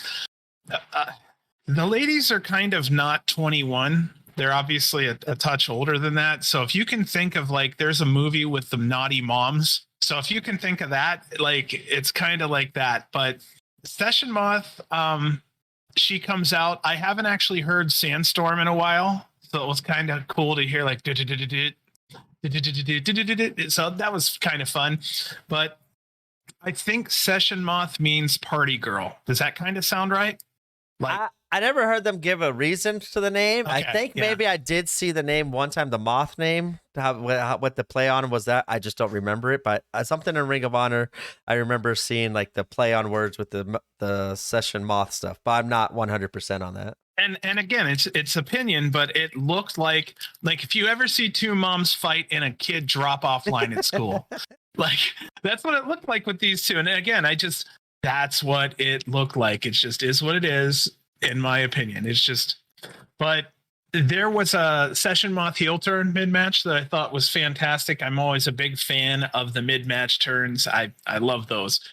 I wouldn't trust a woman with that many kids came out of commentary. I thought that was absolutely freaking fantastic. Okay, so Allie, this is something I just wanted to kind of just for a second, but Allie did the Effie thing where she kind of dropped down to her knees and she's like, come on. And so I know that a lot of the moves in wrestling are, they're kind of borrowed or whatever, right? But honestly, I think this is a point where maybe here Allie's strong enough. I think she needs to detach from Effie and be her own person. I think she's strong enough to stand on her own. It's always him and her. And really, I would like to see just her. Because she needs to shine. It's time. She's been there for so damn long. It's time to get out there and show everything you've got. Maybe show everybody how you've developed in the past year and a half. We'd like to see that. We've obviously seen some ass kicking with Bussy, so let's get her out of there on her own and detach, and let's see what she can really do, because she can't be she could not have went downhill at all. She had to have improved. So I just want to see it. And with Session, she reminds me of a British ODB from TNA Wrestling back in the day. Great comparison right there. That's awesome comparison. I didn't think about that. Did you said it? A big old smile came across my face. I love seeing that name. That was awesome. That was good. Going to the Ali and Effie thing, I'm 50-50. You don't even have to say anything. You don't even have to say anything. I just my opinion on it was I want to see her now act on her own. Yeah, I'm 50-50 on it, where I wouldn't mind seeing Team Bussy stay as a team, because I do find them very entertaining, and their tag run was special in my opinion. But I think when they put them together, they were kind of at a need for tag teams at that time, or thought they would do something special, which they are special as a tag team. They are different. That's what we've been saying, a variety. But I think they've been together for so long. They had their tag title run. They've kind of wrestled almost all the tag teams there is, except they announced one for, I think it's Fight Club, which I'm all for. Team Bussy against Jordan and Nick Wayne. That's one we have not seen. Oh my. So I was excited for that one, but I wouldn't mind seeing them as a tag team, because I think they do work together. I also, where I'm 50% or 50-50 is, I wouldn't mind seeing them break up, because they've kind of went through the entire tag division, and what more is there left? You've been tag teams. You've been tag champions. You had an incredible run. You wrestled a lot of new talent. You wrestled a lot of the GCW regulars in a bunch of different kind of matches. You've had great matches and stuff like that, where I wouldn't mind seeing a kind of a alley catch turning on Effie kind of thing of like, hey, you're the reason we lost the tag belts. You've gotten too far into your own head where you forgot about the prize at hand. And I would like to see her be the one that turns heel on Effie. And then you can now got a storyline with Effie and Alley Catch going at it, which would go for a long time. I think it could go. And there's a lot of stuff you could do with it, with them being SGC members. Alley Catch could go through SGC to get to Effie, or Effie uses SGC as a protection against Effie because Alley Catch bust out the knife on Effie. Like, I think there's a lot of positives you could do together. There's a lot of positives you could do separately. And I don't think they could go wrong either way, but I am kind of with you where what's next for Team Bussy? What could possibly be next and better after doing what you've done as a tag team? And they've been together for a while. It's kind of been a long time they've been together. I think it's been over a year, if I'm not mistaken. And in independent world, that's a long time to kind of stay together and kind of run a story and a team, and with a little like how they have SGC, Team Bussy and stuff like that. So I think there's a lot of ways they could go with it that would be for the positive with a team or separately. And I would kind of like to see it. I would like to see, as you said, Alley Catch I think she fought against Nick Gage for the GCW World title before, if I'm not mistaken. And she's one of these ones too, where as her and Effie, as much as they did in the tag division, I could see Alley Catch doing a little run through SGC to get to the king, Nick Gage, if Nick Gage beats Moxley. And that would be a cool moment of Alley Catch going to get Nick Gage, and maybe Alley Catch is a GCW World title holder. Like, who knows? I just think there's a lot of things they could do, as you said, separately. Then together they've kind of done everything. Or even they could do it amicably and separate themselves. But I think that would just kind of put them both back where they were. Where I think if they kind of, one of them turned on the other, it would lead and open up a lot more storylines for the next few months of shows. And you could do a lot of different stuff with that in the positive, in my opinion. So in this case too, I'd say that there's no offer on switch on this one. There could be a lot of gray area. They could come back as a tag team for specific matches if they're challenged and whatnot.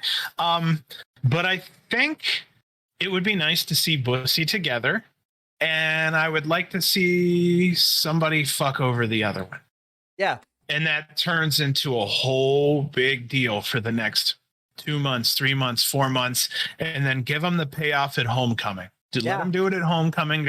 And then from there, though, like I said, where is that alley that took on Nick Gage? I want that back.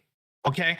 I want her to go back in there and take on whomever and prove herself by herself. No Effie at the ringside. No, nobody else. Just her go out there as a single individual and just fucking thump ass. I'd love to really see it because I don't think she needs help. I think she just It's, needs a like. it's yeah. I think she just needs a little tweak to her gimmick. I mean, she's changed. She's gone from what, Alleyway? I think I remember seeing her once or twice as Alleyway. Alley Cat. To Alley Cat to now Alley Catch, and boom, do another different version if you like. And I think it would be a good, clean, refreshing gimmick that would refresh her and give her a bunch of new options to do with new talent that she hasn't worked with lately because she's been working as a tag team. I think there's a lot of, like as you said, a lot of positive if they go separate ways, and there is a positive keeping it together, keeping Team Bussy. Everybody loves Team Bussy, but I think they've kind of not ran their course, but I just think as of right now, what is left for them to do that would be a realistic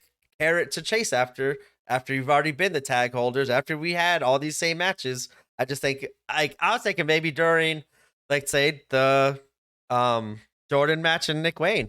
Maybe Alley Catch is getting frustrated or she can't keep up with their speed and this young talent's making them look bad, and she gets mad and pulls out the knife, and then Effie's like, whoa, guys, they're just kids. Calm down. Well, no, not Jordan being a kid, but Jordan's still young. But hey, they're just kids. We're not doing this. Calm down. And then Alley Catch is like, this is the reason we lost the belts because you didn't want to go that extra step. And then she turns a knife on Effie, and like, I don't know. I think there's a bunch of different booking where I think if she's the one that turns on Effie, it would be incredible for both. And I mean, we've seen Alley Catch as a heel in other promotions, and she's evolving and changing her, tweaking her gimmick for that other promotion where I would like to see that same kind of tweak to the gimmick, maybe to back in GCW, or maybe even bumped up a notch or two. So I think there's a lot of stuff that they could do where that could be positive. And who knows? That's the beauty of wrestling, right? We get to wait and see and hope for it all. I would like to see her fuck over Effie 3 matches, 4 matches in a row and play dumb. And then all of a sudden she does it and kind of plays the ground like, oops.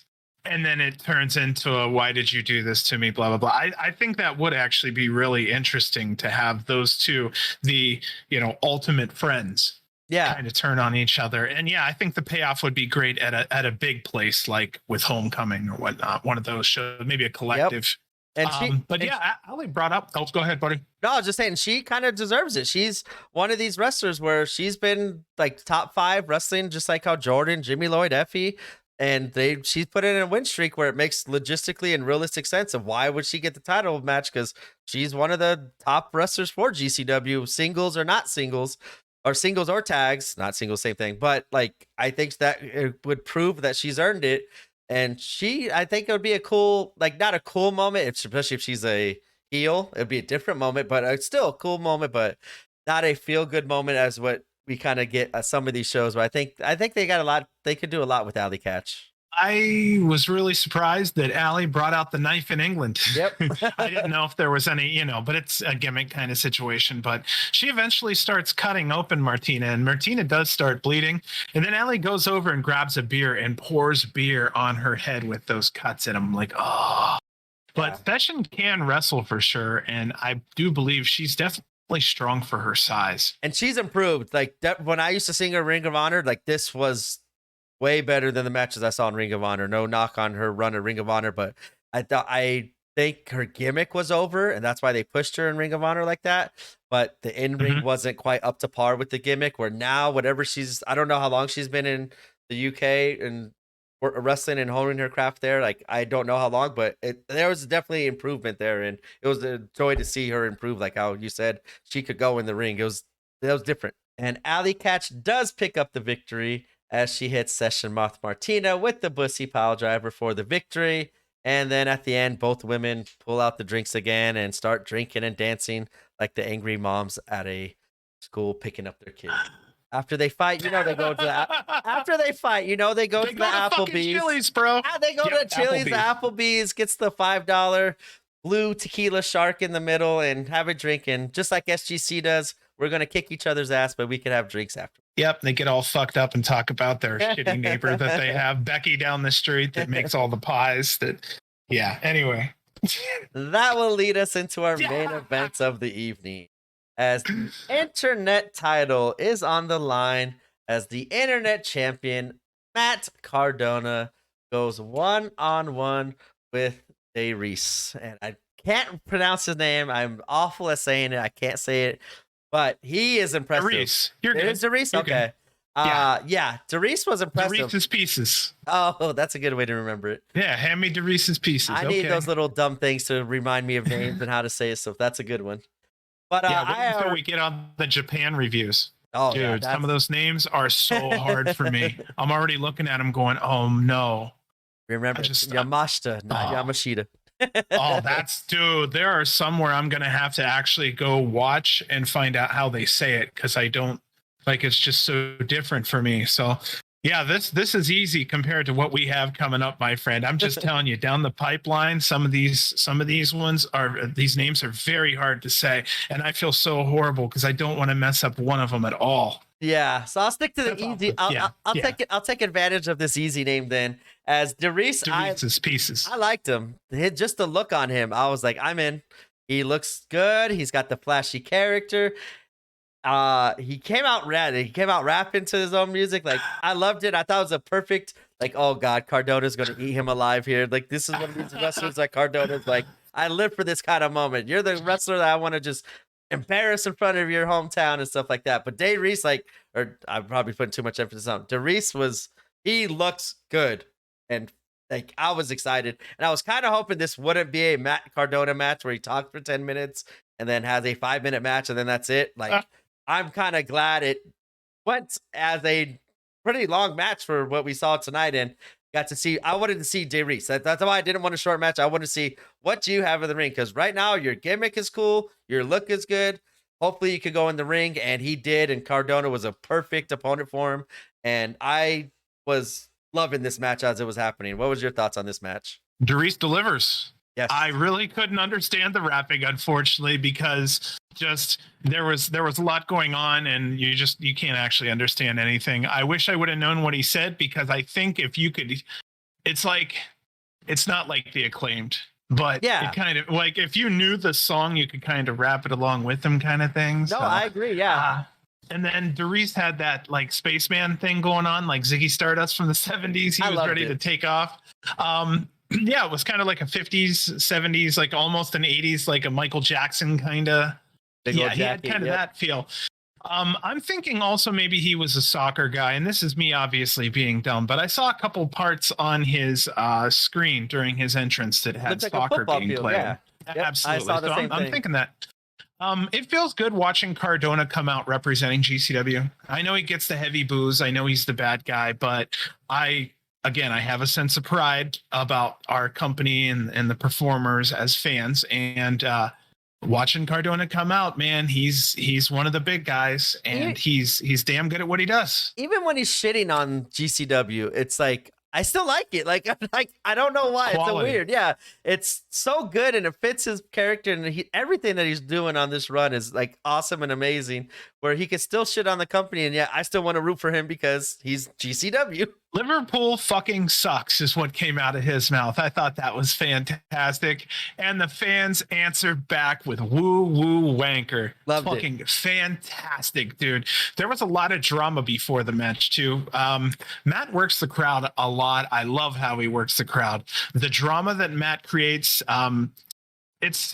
it's a lot more than the average match, and that makes it a lot more fun. I have it further down in my notes, but I'm going to tell you, Cardona versus Janela, and you let those two flex their brains to make an imaginative storyline, it could be fantastic between those two. Yeah, we saw it at Hammerstein. Once you get those crazy minds, that's where they had 10 different freaking run-ins where, I just remember watching that match.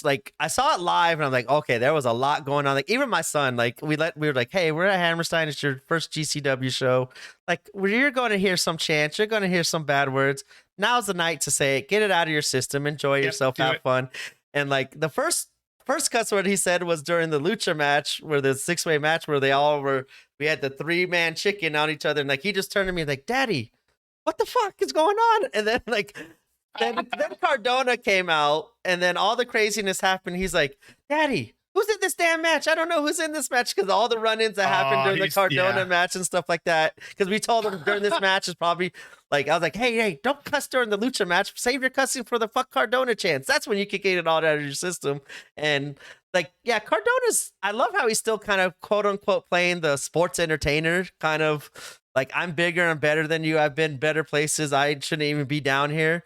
And that automatically gets the indie heat on him, or hey, like, yeah, you're not good. You're not too good for us. Like, you're still one of us now. That's why you're not up there. So calm down. Don't get too cocky. But he plays it off so good. And I think he even made mention, I think it was before this match, he goes like, yeah, you're looking at the number 13 or 12 best wrestler in the world according to PWI and stuff like that. I was like, I love like just the cheap heat that he gets. It's so amazing. And I love how he could still keep the sports entertainer gimmick going in a GCW non-sports entertainment kind of company. I liked how there were so many chants. The crowd's so alive. We had Dries tell Cardona that Chelsea could call 0121 at any time. Ooh. And that 0121, for anybody who was wondering, is the Liverpool area code. So that was kind of fun to find out.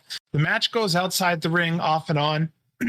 A great variety. Dries is on fire. I'm glad you had that in your notes, because I was going to say that one. That was my favorite chant of this match.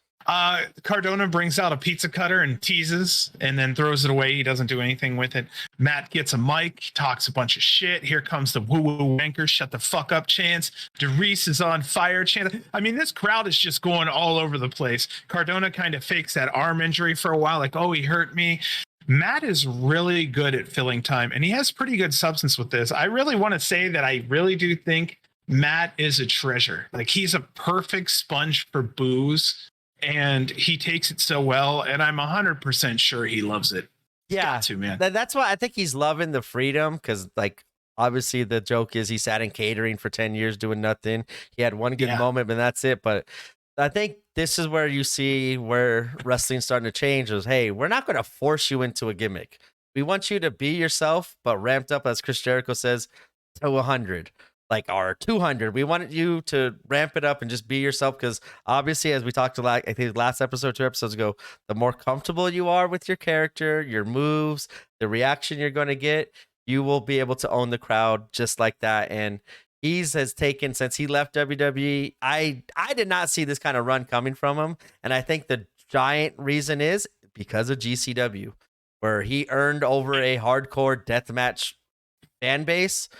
And he's not a hardcore deathmatch kind of wrestler. So if you could win over like the hardest kind of fans and not be their kind of wrestler and still get the reactions that he does, and it's like, it's legit now. Like, before it might have been go away, like, get off my screen, where you don't belong here, where now it's, as you said, he still represents GCW. We still do kind of like him and are going to root for him, but it is so easy to boo the shit out of him. It's so funny. Like, it's just awesome seeing it. Like, I didn't even boo him at I didn't even boo him at the Vegas show, because I'm like, hey, I actually kind of want you to beat Blake Christian tonight, and he still decided to stop right in front of me and give me the middle finger. I'm like, I'm not even booing you. Like, go boo someone else that's booing you. Like, don't get on me and stuff like that. But he's killing it right now, and I love seeing what happens when you give a superstar like that creative freedom. And I just love he's killing it, and he's doing such a good job everywhere he's going. But I really like what he's doing in GCW. We have a false finish, man. False finish. Dries thought he won, but Cardona had his foot on the rope. The referee only caught it after this whole thing. The bell rang, bullshit chants are going on. Eventually, the referee went, hold on. His foot was on the rope. Dries then eventually pins Cardona, because I believe there's a point where the referee gets turned around and distracted for a moment. This thing goes to a 6 count, but there's no referee. So Dries would have technically won this in the real world here, but no. Our winner ends up being Matt Cardona. Second rope radio silence after a low blow on Dries. It was a good match, dude. Yeah, as you said, Cardona makes it all look so effortlessly. Like, we're like, hey, like, yeah, he should have won probably, but my foot's on the road. Like, the stories that he's telling, as you said, like him and Janela, those two brains, when they get together, you see all the fuckery and the fun, entertaining stuff that they could do with bringing in 9 different turns and heels and faces and messing up the match. Like, those, like as you said, those two brains are crazy working together. And Cardona's just, he's fantastic. And Dries stepped up. Like I said, I was like, okay, you got the look. You look really good. I like the attire, the gimmick you got. And he proved it in the ring where he's solid. He's one of these ones I definitely want to see in a GCW ring, or I want to go now watch TNT just to see how good Darius is and watch a Darius versus what was his name at the beginning? Matt Maloney, I think his name was at the beginning. Like, Uh-huh. I would, yeah, whoever went against Nick Man, I forgot. I think it was Maloney. Like, I want to see if those two ever fought against each other. I want to see if he ever tag team with going against CFP or the Kings of the North. Like, I want to see more Darius, and I'm going to go out of my way to look more stuff up from him in TNT Extreme. You know, this match ends, and Cardona starts beating on Darius with a chair, and here comes Maloney.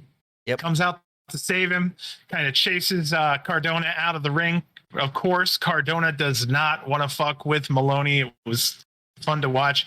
Around this time, towards the end of it all, for the Harry Potter fans, because I'm a nerd here, I actually heard the British announcer say snitch, and I thought Harry Potter right off the bat. So I don't know, maybe I don't know, maybe I'm a nationist or something. There's some name for me, but I had a great time, and I thought it was really fun. Everybody was happy. That's for damn sure. Yeah, this was Everybody a great got start. sent home happy, dude. Great start to the 3 shows that they did out there in Liverpool, and the fans. Like I said, my memorable. I'm gonna give a spoiler. My memorable moment was the fans, number one, because I don't think without their energy, their chants, and their fun, that this show, while it still would have connected and would have been a good show, I think the fans moved it from good to, for me, to like really good, because I enjoyed it. Yeah. And Yes. it added a whole new atmosphere, and I loved it. And all, like I said, all these new talents like connected. Like, they were all really good. They all looked good in their own special ways. They all looked different, and they looked like they belong in a ring with these GCW people. And I was looking forward now to night 2, night 3, and seeing what would happen and see how many more people we could see that I've never heard of before. You know, GCW in England was just fantastic so far. You're right. This is and like you're saying, I really do think this was the starter show, the one that had the least amount of action in it of the 3. It's fantastic. Yeah, Gosh. I loved it. And like I said, I was all ready for the next night. I was like, okay, so now that I see that this was really a TNT production with a lot of their talents involving GCW people in it, where the next night was a GCW only show.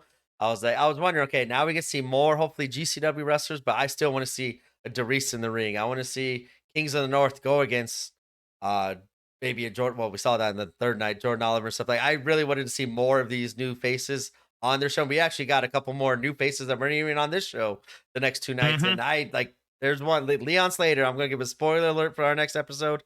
Go check out Leon Slater. That guy is phenomenal. Yes. Does stuff I've never seen. He's great in the ring. Great high flyer. I loved everything about Leon Slater.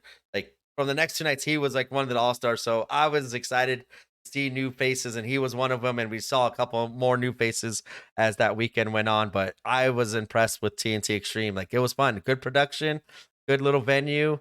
Like their logos, like the ring. I like the screens. And like, we actually got to see GCW stars with a like Titantron video going on behind them, which was cool seeing, because we don't really see it unless they go to like the Melrose Ballroom, or like even at Hammerstein. We didn't even get any at Hammerstein. So like, it was nice seeing them kind of, even though it was plain and generic, just with their names on it, but with the different colors and the different accents. I'll take it, cool. dude. Yeah, I loved take it. I love that production setting.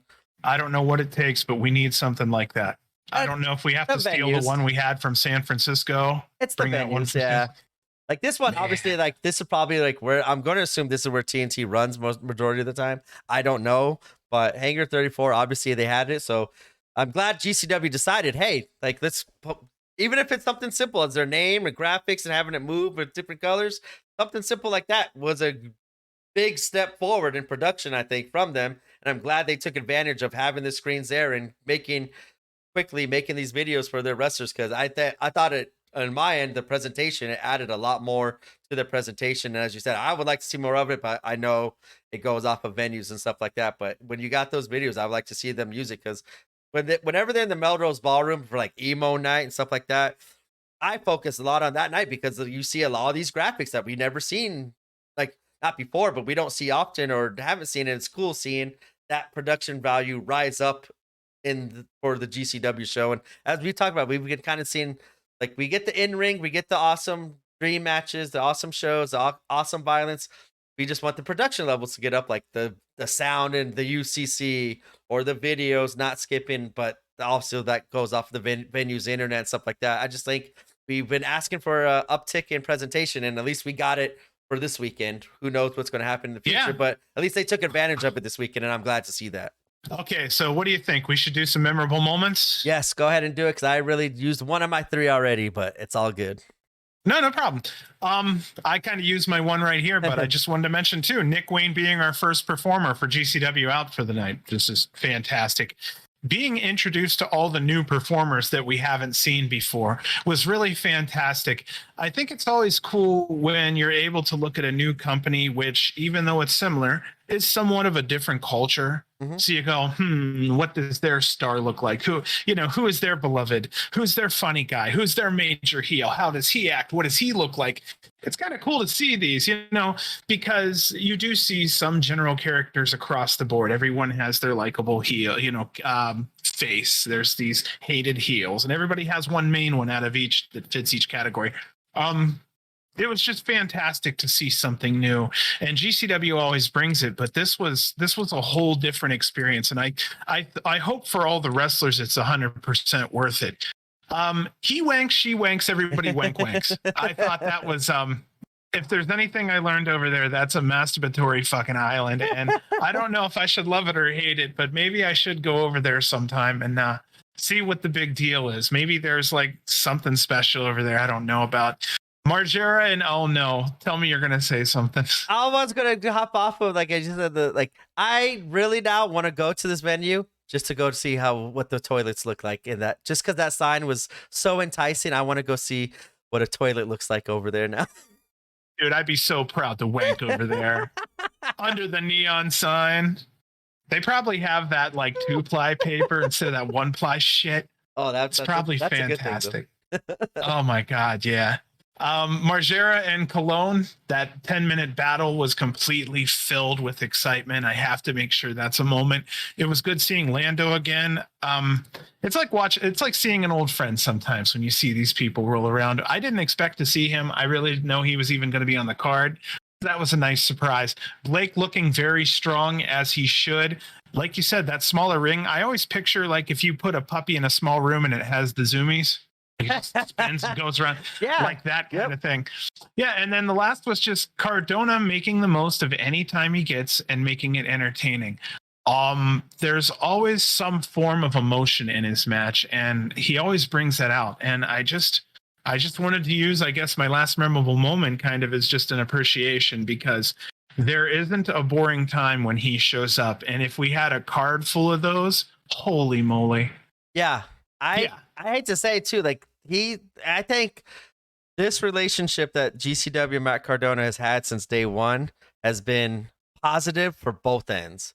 It's like I said, I don't think Cardona would be as over on the indies or even outside of WWE if he hasn't had this kind of run. And I think it might have started really with the GCW Nick Gage run, because who would expect to see Matt Cardona, WWE wrestler, wrestling a death match against Nick Gage, and he actually did it. He performed amazing in that match, and for him to stick with GCW even after that, which is something he didn't have to do. He could have got his one moment of fame, but you can't deny how much Matt Cardona, that match boosted the notoriety, the platform of GCW, even though I know a lot of hardcore GCW fans might not want to say that. They were like, oh, we would have been just as fine with Cardona. You're right, but I don't think Hammerstein would have happened without Cardona. I don't think they would be getting all these big names that they're still going and getting now, because I think Cardona, that showed a lot of trust to all these other companies. Like, hey, if Cardona is working with them, then that must be good.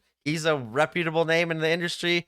I just think there was a lot of positives for both of them going on, starting the relationship, and I loved how they kept it, because Matt, you can see Cardona's loving being able to go out there and flip fans off and curse and do all this stuff that he might not be able to do on Impact or NWA or anywhere else maybe. So I love how they're both capitalizing on a very positive thing, and they're both keeping it going and both helping each other out in every situation they're going. I love seeing it because, like I said, Cardona didn't have to do any of that, and GCW didn't have to go get Cardona, but I love seeing it, and Cardona is very much killing it right now, and I'm still glad to see him still with GCW and still killing it and doing all these things for the company, as well as the company doing things for him. My memorable moments, I already said two of them, was the crowd. The crowd number one was amazing and awesome. That's what the most memorable moment for me, is just how awesome the crowd was. Yeah. Yeah. Shit, I forgot what was the second one was. I just said it. Well, that's okay. The crowd was awesome. My third one was obviously Jordan getting a big victory, but I guess probably what the second one was seeing the new talent. And like I said, they were ready. Like, they're ready for the 10-minute matches. They told a story. I would like to see them. Like, and we saw night 3 TNT versus GCW. I would like to see a part 2, maybe in the States, maybe Atlantic City, and seeing like Leon Slater go against Nick Wayne. That was like the first matchup in my mind. I was like, wow, these are two young stars and kids. Like, how do you not put them together during that night? Well, whatever. Like, I don't even know if Leon was planned for night 3, but how good he was on night 2 was amazing. So, and then I would love to see Kings of the North against KTB. I think there's like a lot of good symmetry and chemistry with these matches, and stylistically would make for really good show. And I think hopefully they could capitalize it. Let's say if TNT does come to the States and CW extends that hand and, hey, let's do this now in our territory and let's make you guys feel welcome like how you guys did out here, because it was good. I like the symmetry of these two companies. There's a lot of companies that GCW kind of does this, like with Revolver, Black Label Pro. Like, this would be another company I would like to see them more integrate the talent and tell good stories with the talent that they have. No argument, dude. Yeah. I know it's a weird way to end, but no argument. I do have one or two things to go over. If you wanted to, we could go over the PWI 500, because I wanted to mention a couple names that actually made the list, that are GCW regulars that I think should be mentioned. So Let me go ahead and find that real quick here. So we had 10 people in the top 50. And we've got Gresham at number 10, John Moxley at number 12, Cardona number 13, Ospreay number 27, Mike Bailey number 30, Bandito 31, Psycho Clown 41, Bandito 31, Psycho Clown 41, Jacob Fatu came in at 42, Minoru Suzuki 44, Frey Miguel 49. That's 10 in the top 50. So I'm going to kind of stretch it out now. What I'm going to do is kind of go more with the regulars so that we don't go too far here, because there are a lot of names. Some more of the regulars: Laredo Kid 66, Mystico 68. I only want to mention it because it's funny. Filthy fucking Tom Lawler 69. He's 69. Yeah. Alex Shelley 70, Effie 95, Ninja Mac 99, Homicide 105, Masha Slamovich 110, Ali Catch 111, Nick Gage 112, Tony Deppen 143, Alec Price 159. That's amazing. Mark and Jay Briscoe 196 and 197. Amazing in a good way. Dark Sheik at 203. Fuck yes. Alex Colon 211. Nick Wayne 212. Drew Parker 215. Drilistico 218. ACH 219. Blake Christian 222. Who else do we have here that's worth it?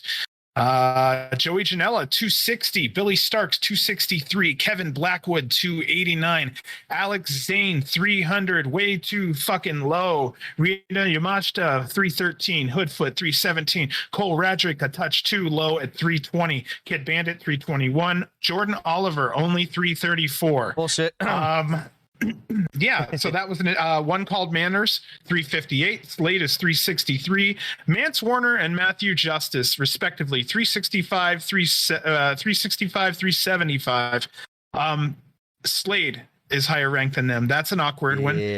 Personally. Yep. Juicy Finau 381, Lufisto 390, Brandon Kirk 396, Ricky Morton 402, Jimmy Lloyd 415. Is that Ricky Morton Jr.? Sorry to interrupt you. Is that junior or senior? That's senior. He's still on the top 500. That's amazing.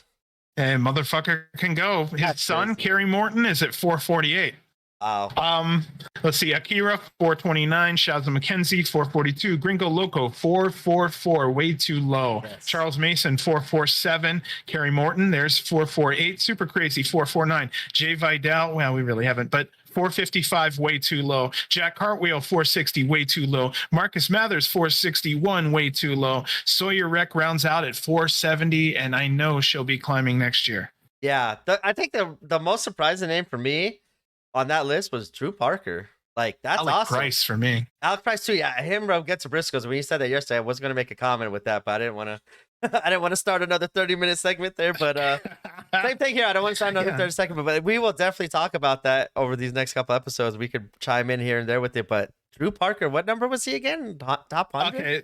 Or yeah, Drew Parker was 215. Oh, 250. Just seeing him on there, him getting that recognition. Alec Price is 159. It's incredible. Like Drew Parker getting that recognition for wrestling death matches for Freedoms or BJW, whatever he's wrestling out in Japan. It's to get that recognition from a deathmatch style in another country to get that high that's impressive to me. That's I'm shocked about it. Like, he definitely earns it. Like, I want to see him come to GCW full time. That would be the most spoiled moment of our careers. Like, we already got Los Mestizo's. Like, if I get Drew Parker in GCW full time, that kid is incredible. I love Drew Parker. What I want to kind of say about all this is, especially for fans, that we have to be thankful. And to the people at GCW, we have to be thankful. I counted 73 participants out of 500 on this list have worked at AEW in some capacity in the last 12 months. GCW. 73 out of, I'm sorry, what did I say? AEW again. Oh, shit, man. Yeah, at GCW, 73 GCW performers. That's, I mean, I don't think other companies are bringing that many talents in the top 500. And you see the variety of the list too is crazy. Like, that's where we always say, like, Brett or whoever, I'm going to assume it's Brett, but like, whenever we are seeing these commanders come out of nowhere and Nick Wayne come out of nowhere, Leon Slater, this one, like, their eye for talent and bringing new talent into GCW that I have never heard of. I'm not saying that nobody's ever heard of, but I have never heard of is the times it's worked out is 98% of the time. I want to see them back in the ring. And maybe two of these people that I've never seen before they bring in a GCW ring. It's not that I don't want to see him again. It's just, hey, I don't think you're ready at this moment. You got the opportunity. Yeah. You did a good job. I don't think you're good enough to see you more often. So keep honing your craft, get better. And I would love to see you back in a GCW ring in a couple months and to see the growth. That's why I always talk about. I love seeing the growth and the eye for talent that they're getting to show up to these GCW events is just mind blowing to me. And that's part of the love for GCW is they just go outside the box and get the crazy matchups and these crazy wrestlers and eye for talent that they have and put them on our screens and make us fall in love with them real fast. And I love seeing it. So thank you, GCW. That is an impressive list for one company that is a indie company, quote unquote, people want to say, and like it's a derogatory term to have that many wrestlers come through your company quite often and have a good reputation to get them back more it's amazing. And I think that's just a testament to the stuff that they really do very well in GCW. Like that's a testament to how good they've been honored for the last couple of years. And so it's just awesome seeing. And like I said, I couldn't wait to cover the next two shows because they just get more impressive. And then from there we hit Japan, which has happened this last couple of days. And I cannot wait to watch those shows. Like just like off the card alone is amazing. But now like on GCW Patreon, we've been kind of seeing some pictures, not really spoilers here or there, but like a lot of pictures of the actions and what happens and just a lot of violence expected when you're watching the GCW shows in Japan. So I cannot wait to cover these over these next couple episodes. Is there anything else you would like to say before we send them off and before we cover GCW in Liverpool? Yeah, actually, I think we're starting to see now that when we release these shows, there are people that are regularly listening.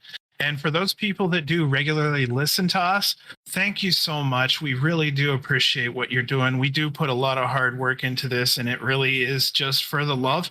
So whoever does appreciate it, that's awesome because we really enjoy doing these. Yeah, and like I said, I know we're behind. I know you've heard this before. We'll catch up.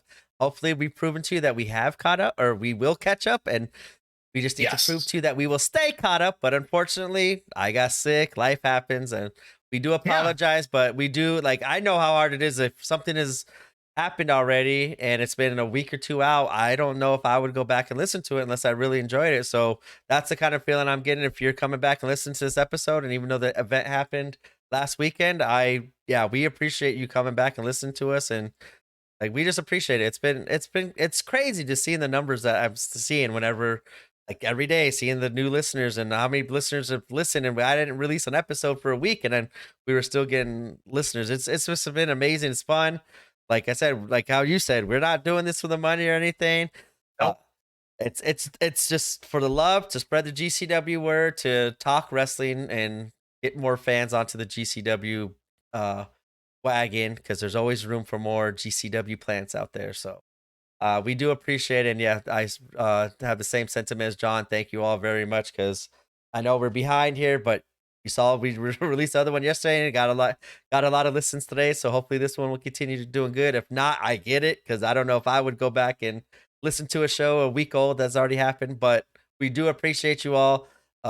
We do appreciate spreading the word. I see a lot of people, well, not a lot of people, I've been seeing more people as the weeks have gone by of like, oh, there's a GCW podcast. So if you have friends that are into GCW or you want to get them on, please shout out our podcast, shout out their Patreon, shout out GCW on their Fight TV. We just want to get you involved, because as a lot of people, they had no idea there's a GCW podcast, period, let alone a fan made one. And we try to keep it fan made. We don't work for GCW at all.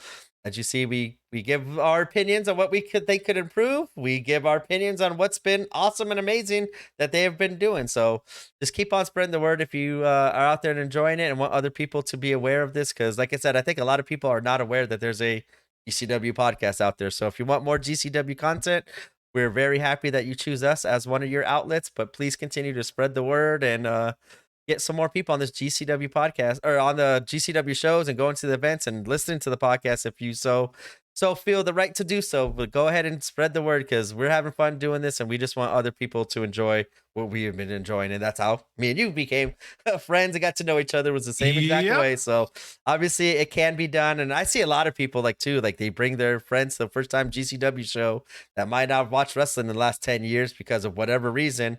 And they're like, holy shit, this is what wrestling's like nowadays. It's like, well, kind of, but in the GCW way, yes, that is what you can expect every single show. So just keep on spreading GCW love out there. And if you're enjoying the podcast and want your friends and family to enjoy the podcast too, don't be afraid to share our love as well. We do appreciate every single one of you out there that is listening. On behalf of myself and Mr. John J. Wolf, we will bid you adieu, as we will cover GCW in Liverpool on our next episode on the GCW Plants Podcast. And like always, we will never get it right, but we will always, well, I will at least always try our best. But, yeah, you will. But as always, long live GCW. Oh, you're behind me. Behind you, I was ahead of you. Good night.